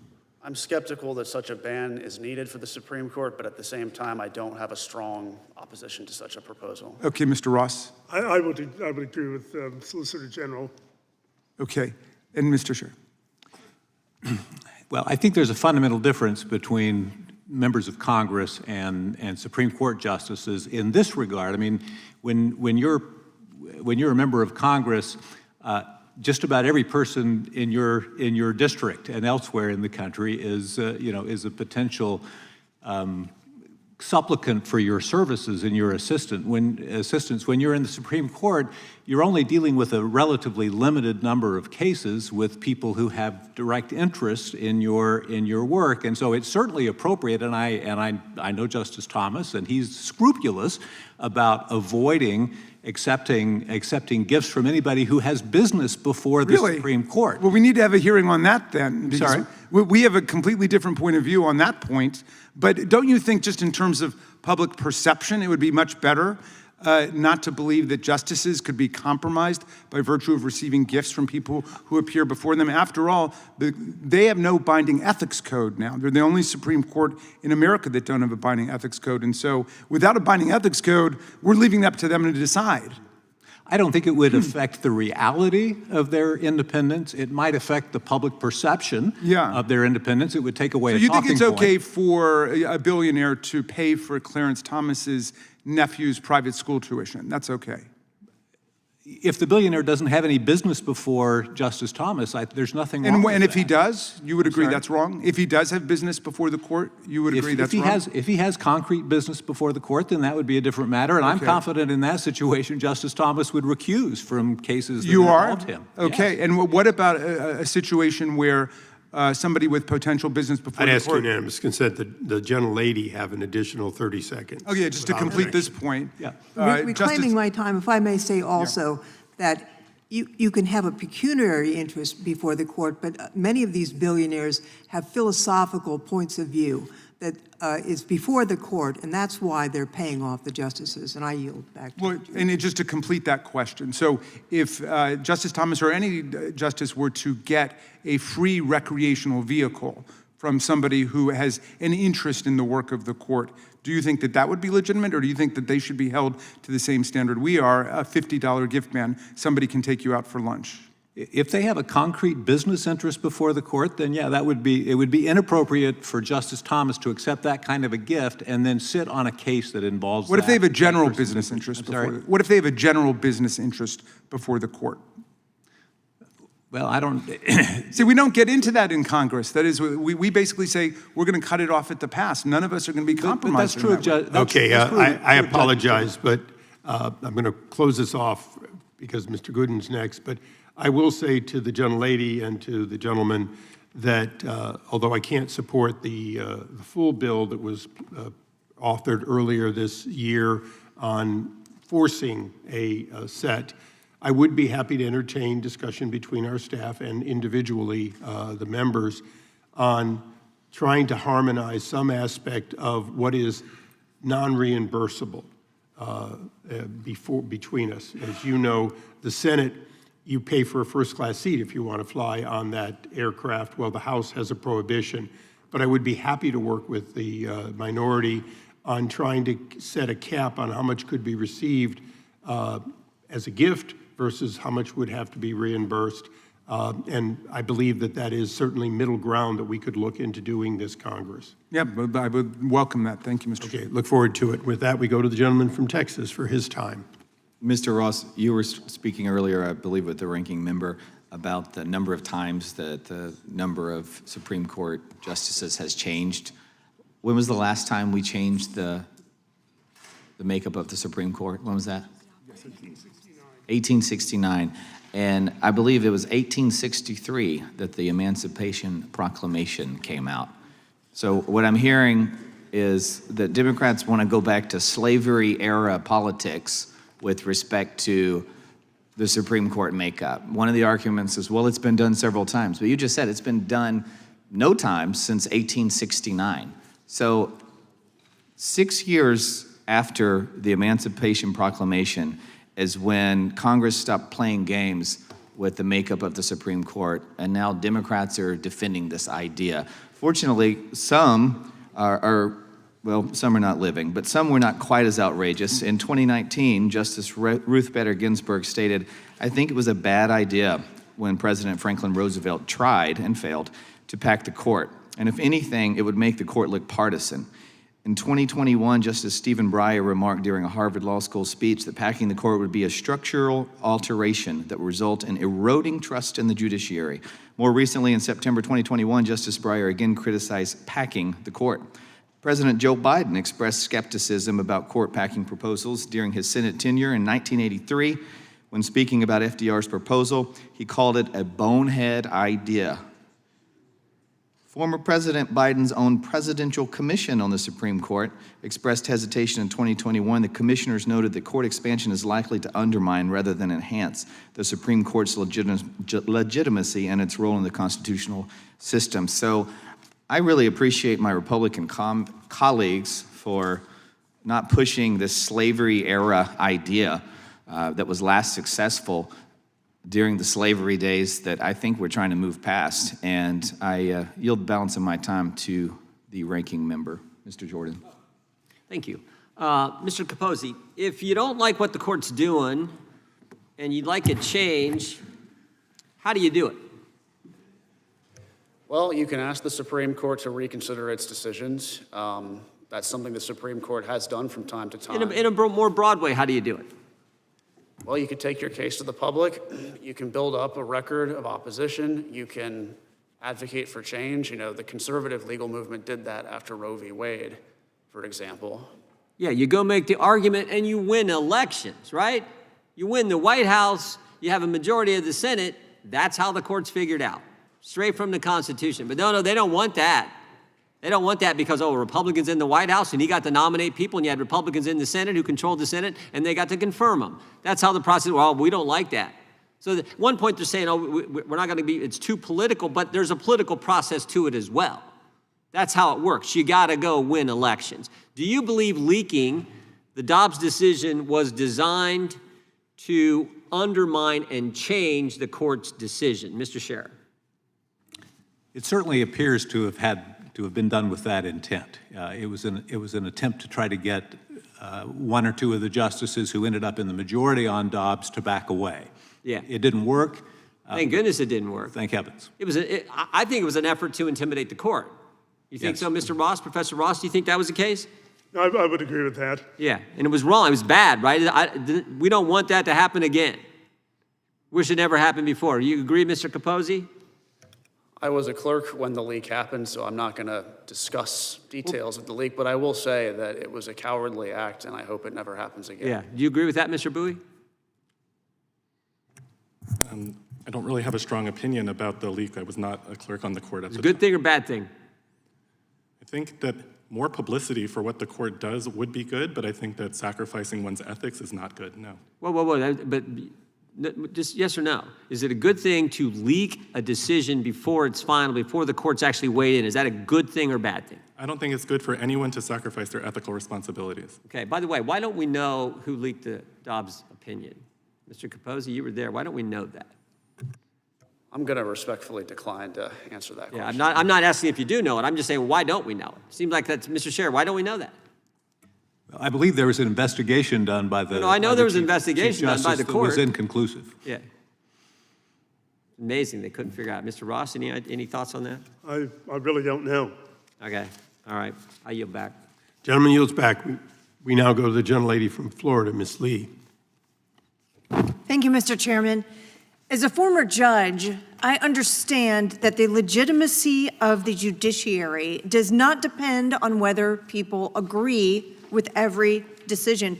It depends on whether judges interpret and apply the law independently, without political intimidation, threats to their safety, or pressure to deliver preferred opinions. Today, we are seeing increasing efforts, we're hearing them today, to delegitimize the court through court packing proposals, spurious personal attacks on justices, and criticisms of judicial philosophies like originalism simply because some disagree with outcomes in particular cases. An independent judiciary cannot function if judges are treated like politicians whenever they issue an unpopular opinion, and baseless, unfounded allegations impugning the ethics of judges and justices, incoherent attacks on principled application of judicial philosophy, and failure to appreciate that a disciplined adherence to the laws and the Constitution as written is actually the hallmark of a good and successful judge. And on that note, Mr. Chair, I would like to discuss one thing that concerns me about modern discourse surrounding the judiciary is the growing expectation that judges should reach politically preferred outcomes rather than faithfully apply the law. And critics sometimes today portray originalism as if it is some sort of political project to achieve conservative outcomes. But at its core, isn't originalism actually about judicial restraint, requiring judges to interpret the Constitution as written as opposed to applying their personal preferences? Yes, and I was a law clerk to Justice Scalia, and I had several experiences with him where he felt like the Constitution or a given statute required a result that he didn't like as a policy matter. The very first opinion that I helped him write as a new justice was an opinion sustaining a Fourth Amendment objection to the admission of certain evidence in a trial. And he sided with the liberal justices on that issue because he felt that's what the Constitution required. The morning after that opinion came out, there was an editorial in the Wall Street Journal that said, "We wonder whether President Reagan has made a mistake in putting Justice Scalia on the court." And we saw that in several different areas. So to me, that's the hallmark of a good judge, is he or she is willing to follow the law as written, even if it leads to places that the judge disagrees with as a policy matter. That's judging, in my view. That is exactly right, and I can tell you I shared that very same experience on the bench, that at times, personally, as a jurist, you don't want the outcome that the law tells you you must reach. And that is actually something that, tell me about that distinction between being a judge and essentially policymaking, reaching that decision which maybe you as a person would like. Tell me why it's so important that our judges are able to make that distinction and apply the law as it is written. And is that part of our very system, as we would learn in 8th grade American history, of checks and balances? Yeah, I agree. That's an essential part of our system, and I go back to the Chief Justice's decision in the Obamacare case. That was, and he was excoriated for that decision by conservatives, but he believed and persuasively explained in his opinion that the individual mandate that was kind of at the heart of Obamacare could properly be considered as a tax. And for that reason, he decided, well, we then should defer to Congress's judgment, even though we hate the policy outcome. He decided we should defer to Congress's judgment about on this matter because what they did is within their authority. And to me, that is also the hallmark of a good judge, to be able to be willing to defer to this body, even when you disagree as a matter of policy, because... And one final question, because I think this is important as we sit and we listen to our justices and their ethics being impugned with baseless, spurious allegations. Isn't it also correct that they cannot respond, that judges cannot call a press conference, that they cannot speak publicly, that they have no opportunity to come out and say to the American people, actually, this is blatantly false. I did none of these things. These allegations that are being made are completely untrue. Isn't it correct that judges and justices cannot do that for themselves? It's very difficult for them to be able to respond to those kinds of personal attacks. Correct. Thank you, Mr. Chairman. I yield back. Gentlelady yields back. I now ask unanimous consent to place in the records the ruling of Judge John Bates, a appointee of President George W. Bush, who ruled against George W. Bush in the Harriet Miers case, and the outcome of and ruling of Amy Berman Jackson, a Obama appointee who ruled against Obama in that case, without objection. So ordered. And Mr. Chair, can I have one too? Absolutely. It's tit for tat. What do you have? It's a unanimous consent, just answering the last point about how justices cannot speak out. This is an op-ed by Justice Samuel Alito in the Wall Street Journal. ProPublica misleads its readers, June 20th, 2023. Without objection, so ordered. And with that, we go to the gentleman from South Carolina, Mr. Fry. Thank you, Mr. Chairman. Justice Ruth Bader Ginsburg stated, I think it was a bad idea when President Franklin Roosevelt tried to pack the court, and that if anything would make the court look partisan, it would be that. Justice Breyer said that it would be a structural alteration and it would erode public trust if we packed the court. What goes around comes around, and if the Democrats can do it, the Republicans can do it. Even our former president, while he was in the Senate, Joe Biden, admonished FDR and said it was a boneheaded idea to consider packing the court. But we now find ourselves in this curious position where political thought leaders on the other side are actively engaged in this idea that packing the court would solve the nation's problems. I think we've heard from James Carville, like, if we win, don't talk about it, we're just gonna go pack the court. Kamala Harris, in her intellectual stamina, said the same thing a couple weeks ago. I think that is a dangerous move. What is the most, Mr. Ross, what is the most accurate historical lesson of FDR's 1937 court packing plan? What do you think that would be? I think the bipartisan opposition is perhaps the most important lesson. As has been pointed out earlier, Roosevelt had recently been elected with an enormous landslide. He carried 46 out of the then 48 states. He had more than 60% of the popular vote. He had assembled one of the most powerful political coalitions in the nation's history. He thought he was invincible. He thought that the court packing plan would naturally have to sail through Congress, which at that point was overwhelmingly Democratic. The Democrats won unprecedented majorities in the 1936 elections that re-elected Roosevelt himself. And Roosevelt was stunned when his plan encountered immediate and significant opposition, which eventually sunk it. And the reason was that Americans of all persuasions recognized that this was an attack on the independence of the court itself. And if I could give an example, Gutzon Borglum, who was the Mount Rushmore sculptor, was a political progressive on everything except race. He was outraged by the Supreme Court's recent decisions striking down New Deal regulatory legislation. But he wrote a letter to Senator Norris of Nebraska urging him to vote against the court packing plan because he said it would interfere with the independence of the court. And he was at that time engaged in sculpting the faces on Mount Rushmore. And he said that if the court packing plan passed, he'd throw down his chisel and wouldn't go back to Mount Rushmore to finish carving those faces because he thought that the packing of the court would make a mockery of what those 4 presidents stood for. So again, this was across the board, and I think that's the most Let's play an important exercise. lesson. If FDR had been successful in altering the structure of the Supreme Court, what do you think the ramifications would have been at the time and then moving forward?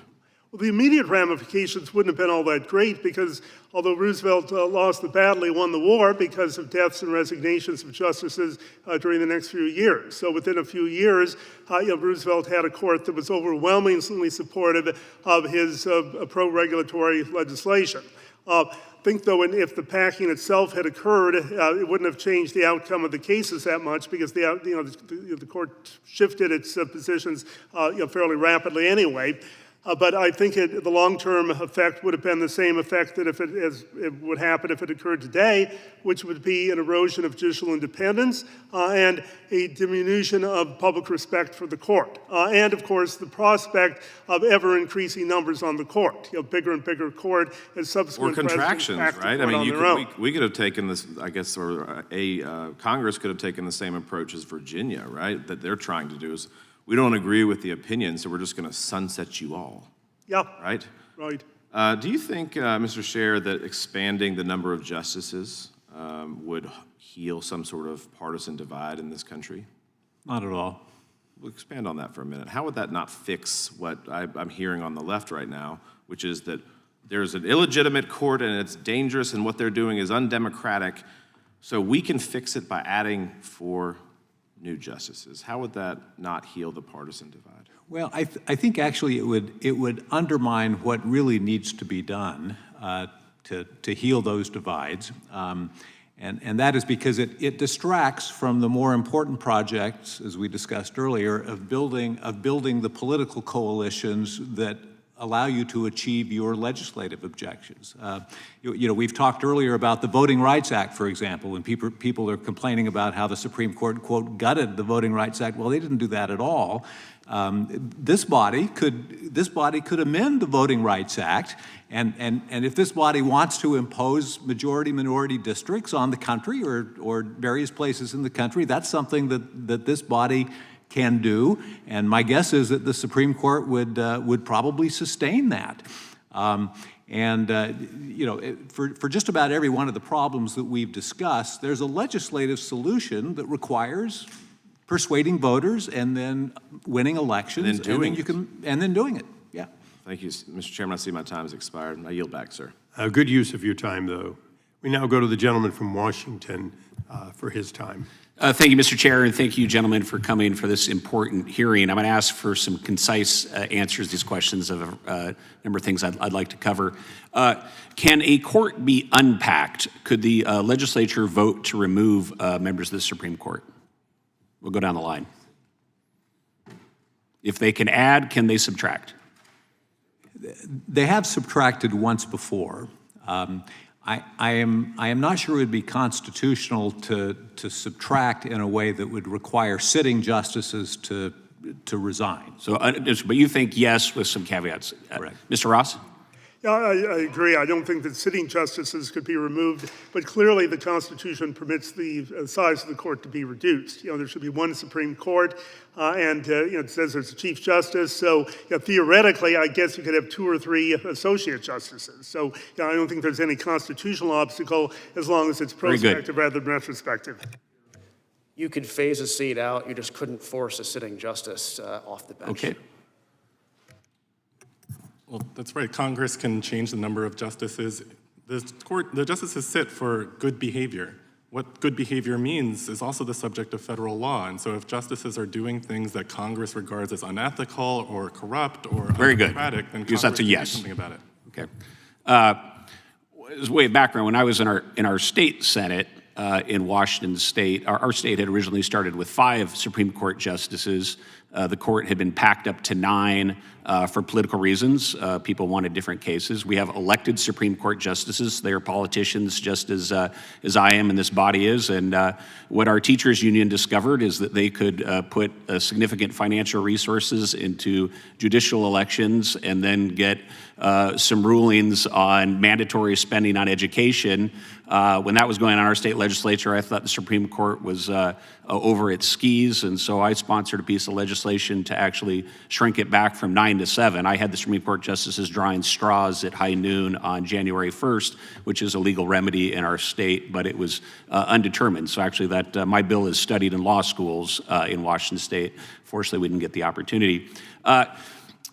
Broader point I just want to make on this is packing the court and its and really its evil twin of adding states for political purposes are probably the most dangerous and destabilizing things that this body could consider for the future of the republic.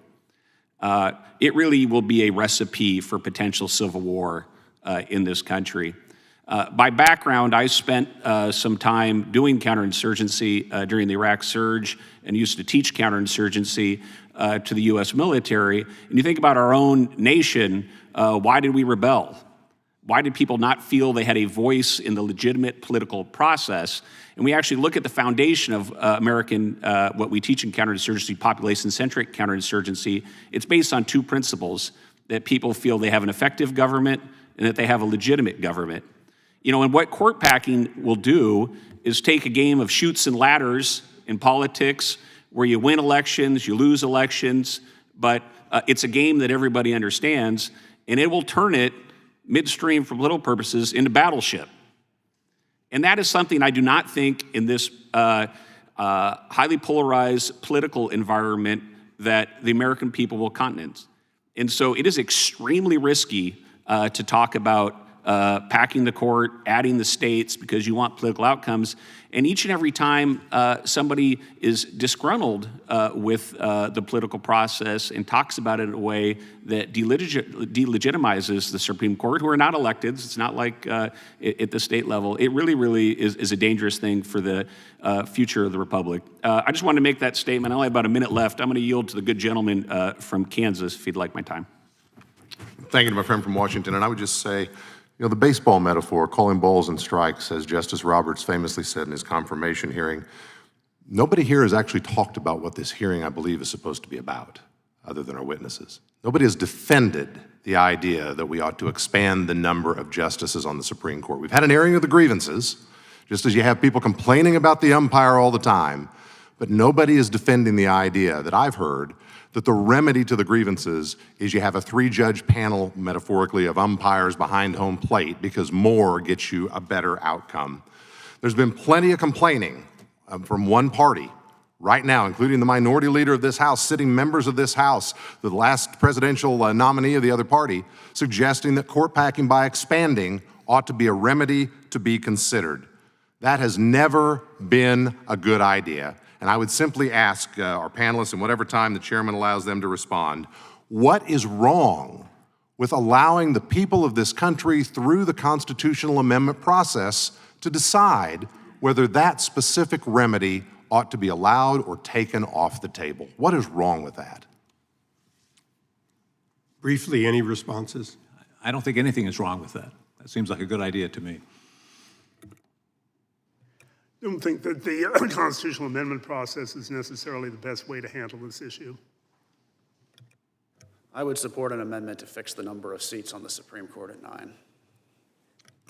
Justice Robert Jackson was asked this question, and his answer was, it is the responsibility of Congress to see that the court is an instrumentality in the maintenance of a just and constitutional government, and that it does not become an instrumentality for the defeat of constitutional government. He testified about that in 1937 when he was asked in a hearing like this one about whether court packing was an appropriate remedy. I thank all the gentlemen. We now go to the gentleman from California for his questioning. Thank you, Mr. Chair. So court packing is of course, a really bad idea, mainly because it seeks to change our institutions for the purpose of short-term political gain. by one side or another. And then, it's very short-sighted because when you change the institution, that has a lot of downstream consequences that you can't predict, and it makes just our overall system not really function when you don't have a stable institutional foundation for our political battles to play out. But we don't just see this with proposals to pack the court. We see it with this redistricting war that's going on, where, in one state or another, a party has control of the legislature. So rather than trying to win congressional seats by persuading people that their party has the right views, they say, let's move the lines around and give ourselves a structural advantage. I saw it all the time when I was in the state legislature in California. If they didn't have the votes in the committee, they'd just remove people from the committee or add people to the committee. We see it here when the House rules, if they aren't convenient in a given circumstance, the rules just get waived or suspended.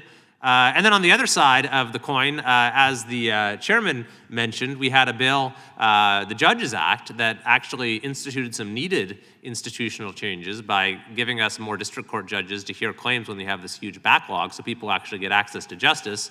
And it had broad bipartisan support, but then suddenly it was vetoed because of the perceived short-term, political consequences.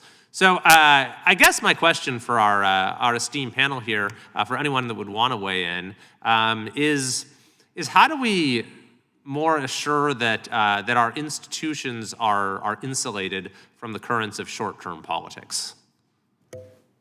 So one thing that I'll say is I think it's helpful what the Supreme Court just did in the Calais decision. I think that's been mischaracterized quite a bit during the hearing today, but the Supreme Court said that it is a statutory interpretation case, but the court strongly suggested that the Constitution also requires this.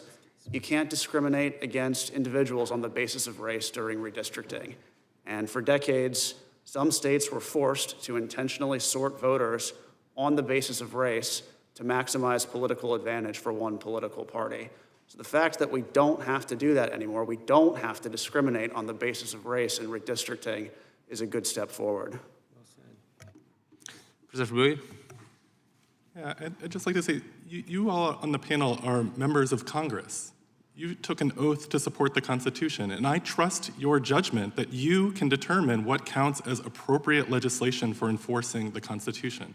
If you think the Voting Rights Act needs to be updated for our modern time, you can amend the Voting Rights Act. You can make it better.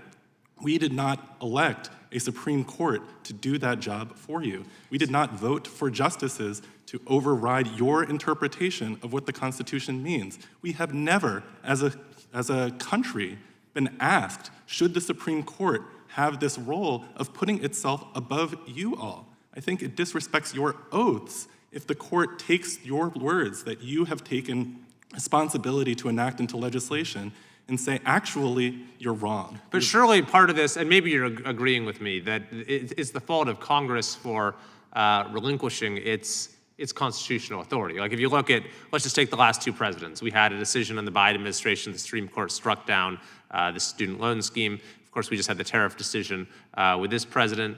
Congress could have easily reclaimed its own authority on either count before the court stepped in. It just chose not to, right?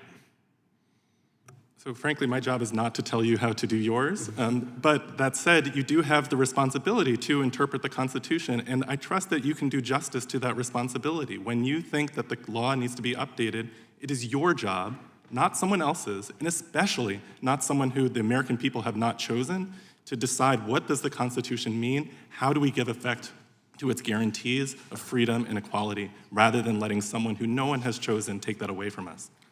Yeah, I mean, there's clearly a very important role for the courts in our system in maintaining the Constitution, in defending the Constitution and upholding its principles. I think that Congress has, over time, relinquished more and more of its authority, both to administrative agencies and to the courts. And so maybe we're saying the same thing, but in different words. I think that there is a responsibility for Congress to reclaim some of that authority. And, in particular, we're the House, we're the people's house, closest to the people.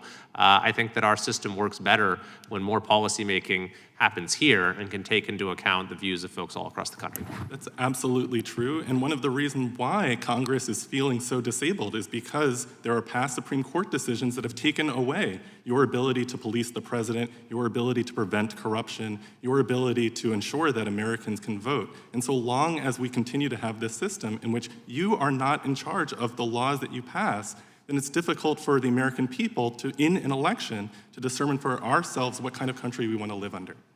Thanks very much. Yield back. Professor Ross, I recognize myself now. Professor Ross, Job, colleague. Congress does have, did I miss someone? Oh, you're good, okay. Appropriately, I go last because I have the least to say, but I learn the most from these. Professor Ross, briefly, isn't one of Congress's authorities the right to limit what can be considered by the court? Isn't that already a power that we can use if we want essentially decisions of the Congress to stand?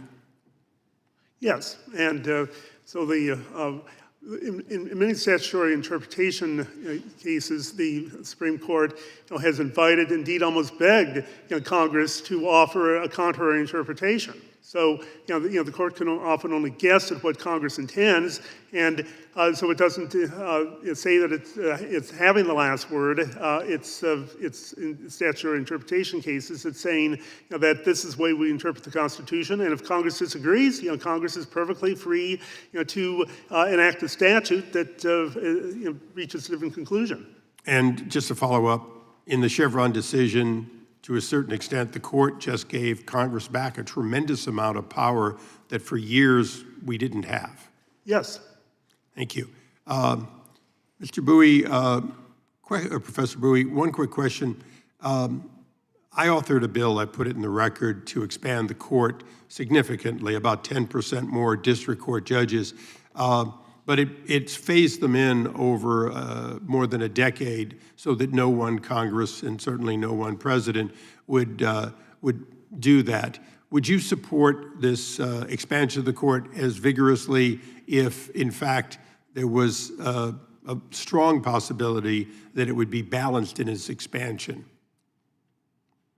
So I'm sorry I haven't read this bill, but I will agree with the principle behind it that yes, to make the court less partisan would be a great thing, to have your decisions take effect. Okay, so just for argument's sake, since none of these court packing bills originating from the House did that, they all gave immediately and gave it during a time in which the president of their party was in power. I would say in part of our closing that very clearly this is Congress trying to get an outcome for their president rather than trying to enhance the court. Would anyone doubt that, considering they didn't give that same consideration that Mr. Nadler and I did in our bipartisan bills to expand the court? Mr. Scher. I don't disagree with that, but I'm not very familiar with the bills you're talking about. Right now, we're still trying to get that expansion of the court phased in over time. But I think you're talking about an expansion of the number of lower court judges. District right? court, yeah. To meet the caseload that many have opined about here.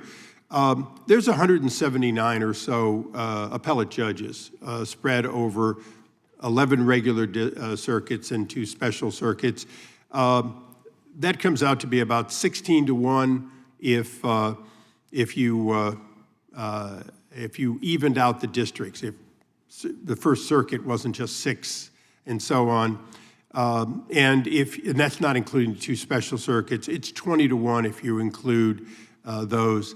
When you look at that ratio, my question to each of you is, as people talk about expanding the high court, the court that must make a decision for it to be universally the law of the land, or to fail to take a case in order to make it essentially sustained or denied at a lower court, should we, in the future, when we're having this debate, consider those 179 judges that did not exist at the origination of our country and the earlier days of the court moving up and down? My personal view is that the only federal judges that are overworked in our system are district court judges. Congress should create more district court positions. Congress should also consider expanding the number of staff.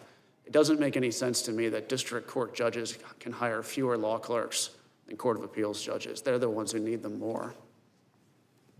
I strongly agree with what Mr. Capozzi has said. Same here. As do I. Professor, have you looked at the caseload of the district versus the appellate and the role relative to the Supreme Court? Because we've talked extensively about the expansion, yes or no, of the court, but not about the total number of judges, the caseload, and what they do. No, I agree with the principle. And one of the things that Congress used to do is require Supreme Court justices to ride as district court judges, as circuit judges, in order to ease the caseload of trial courts. And that's one option available to Congress right now. If the Supreme Court is underworked, but district courts are overworked, then you can enact legislation to require the justices to spend their time as district judges. Or even serving on appellate. My time is expiring, but since there's no one else seeking, I'll take just another minute. I've been generous with both sides, I think. This has been a serious but partisan discussion, no question at all, but it's an important issue. I'm going to ask a question to each of you as scholars in your area. There was a lot of discussion about the vacancy of the courts and the filling of them. Should we, in fact, have a system that allows for there never to be a vacancy in the court, meaning we certainly could create a high court, but we could have a process where an appellate court, through some process, became the designate to fill a temporary or permanent vacancy, or even an alternate to the court that would step in when there was a vacancy. Is the idea that there should never be events like the ranking member talked about, through a process that would ensure that we always have a full court? And Professor Bowie, I would opine to you that that would potentially even include the idea that that alternate would serve whenever a justice has to recuse themselves.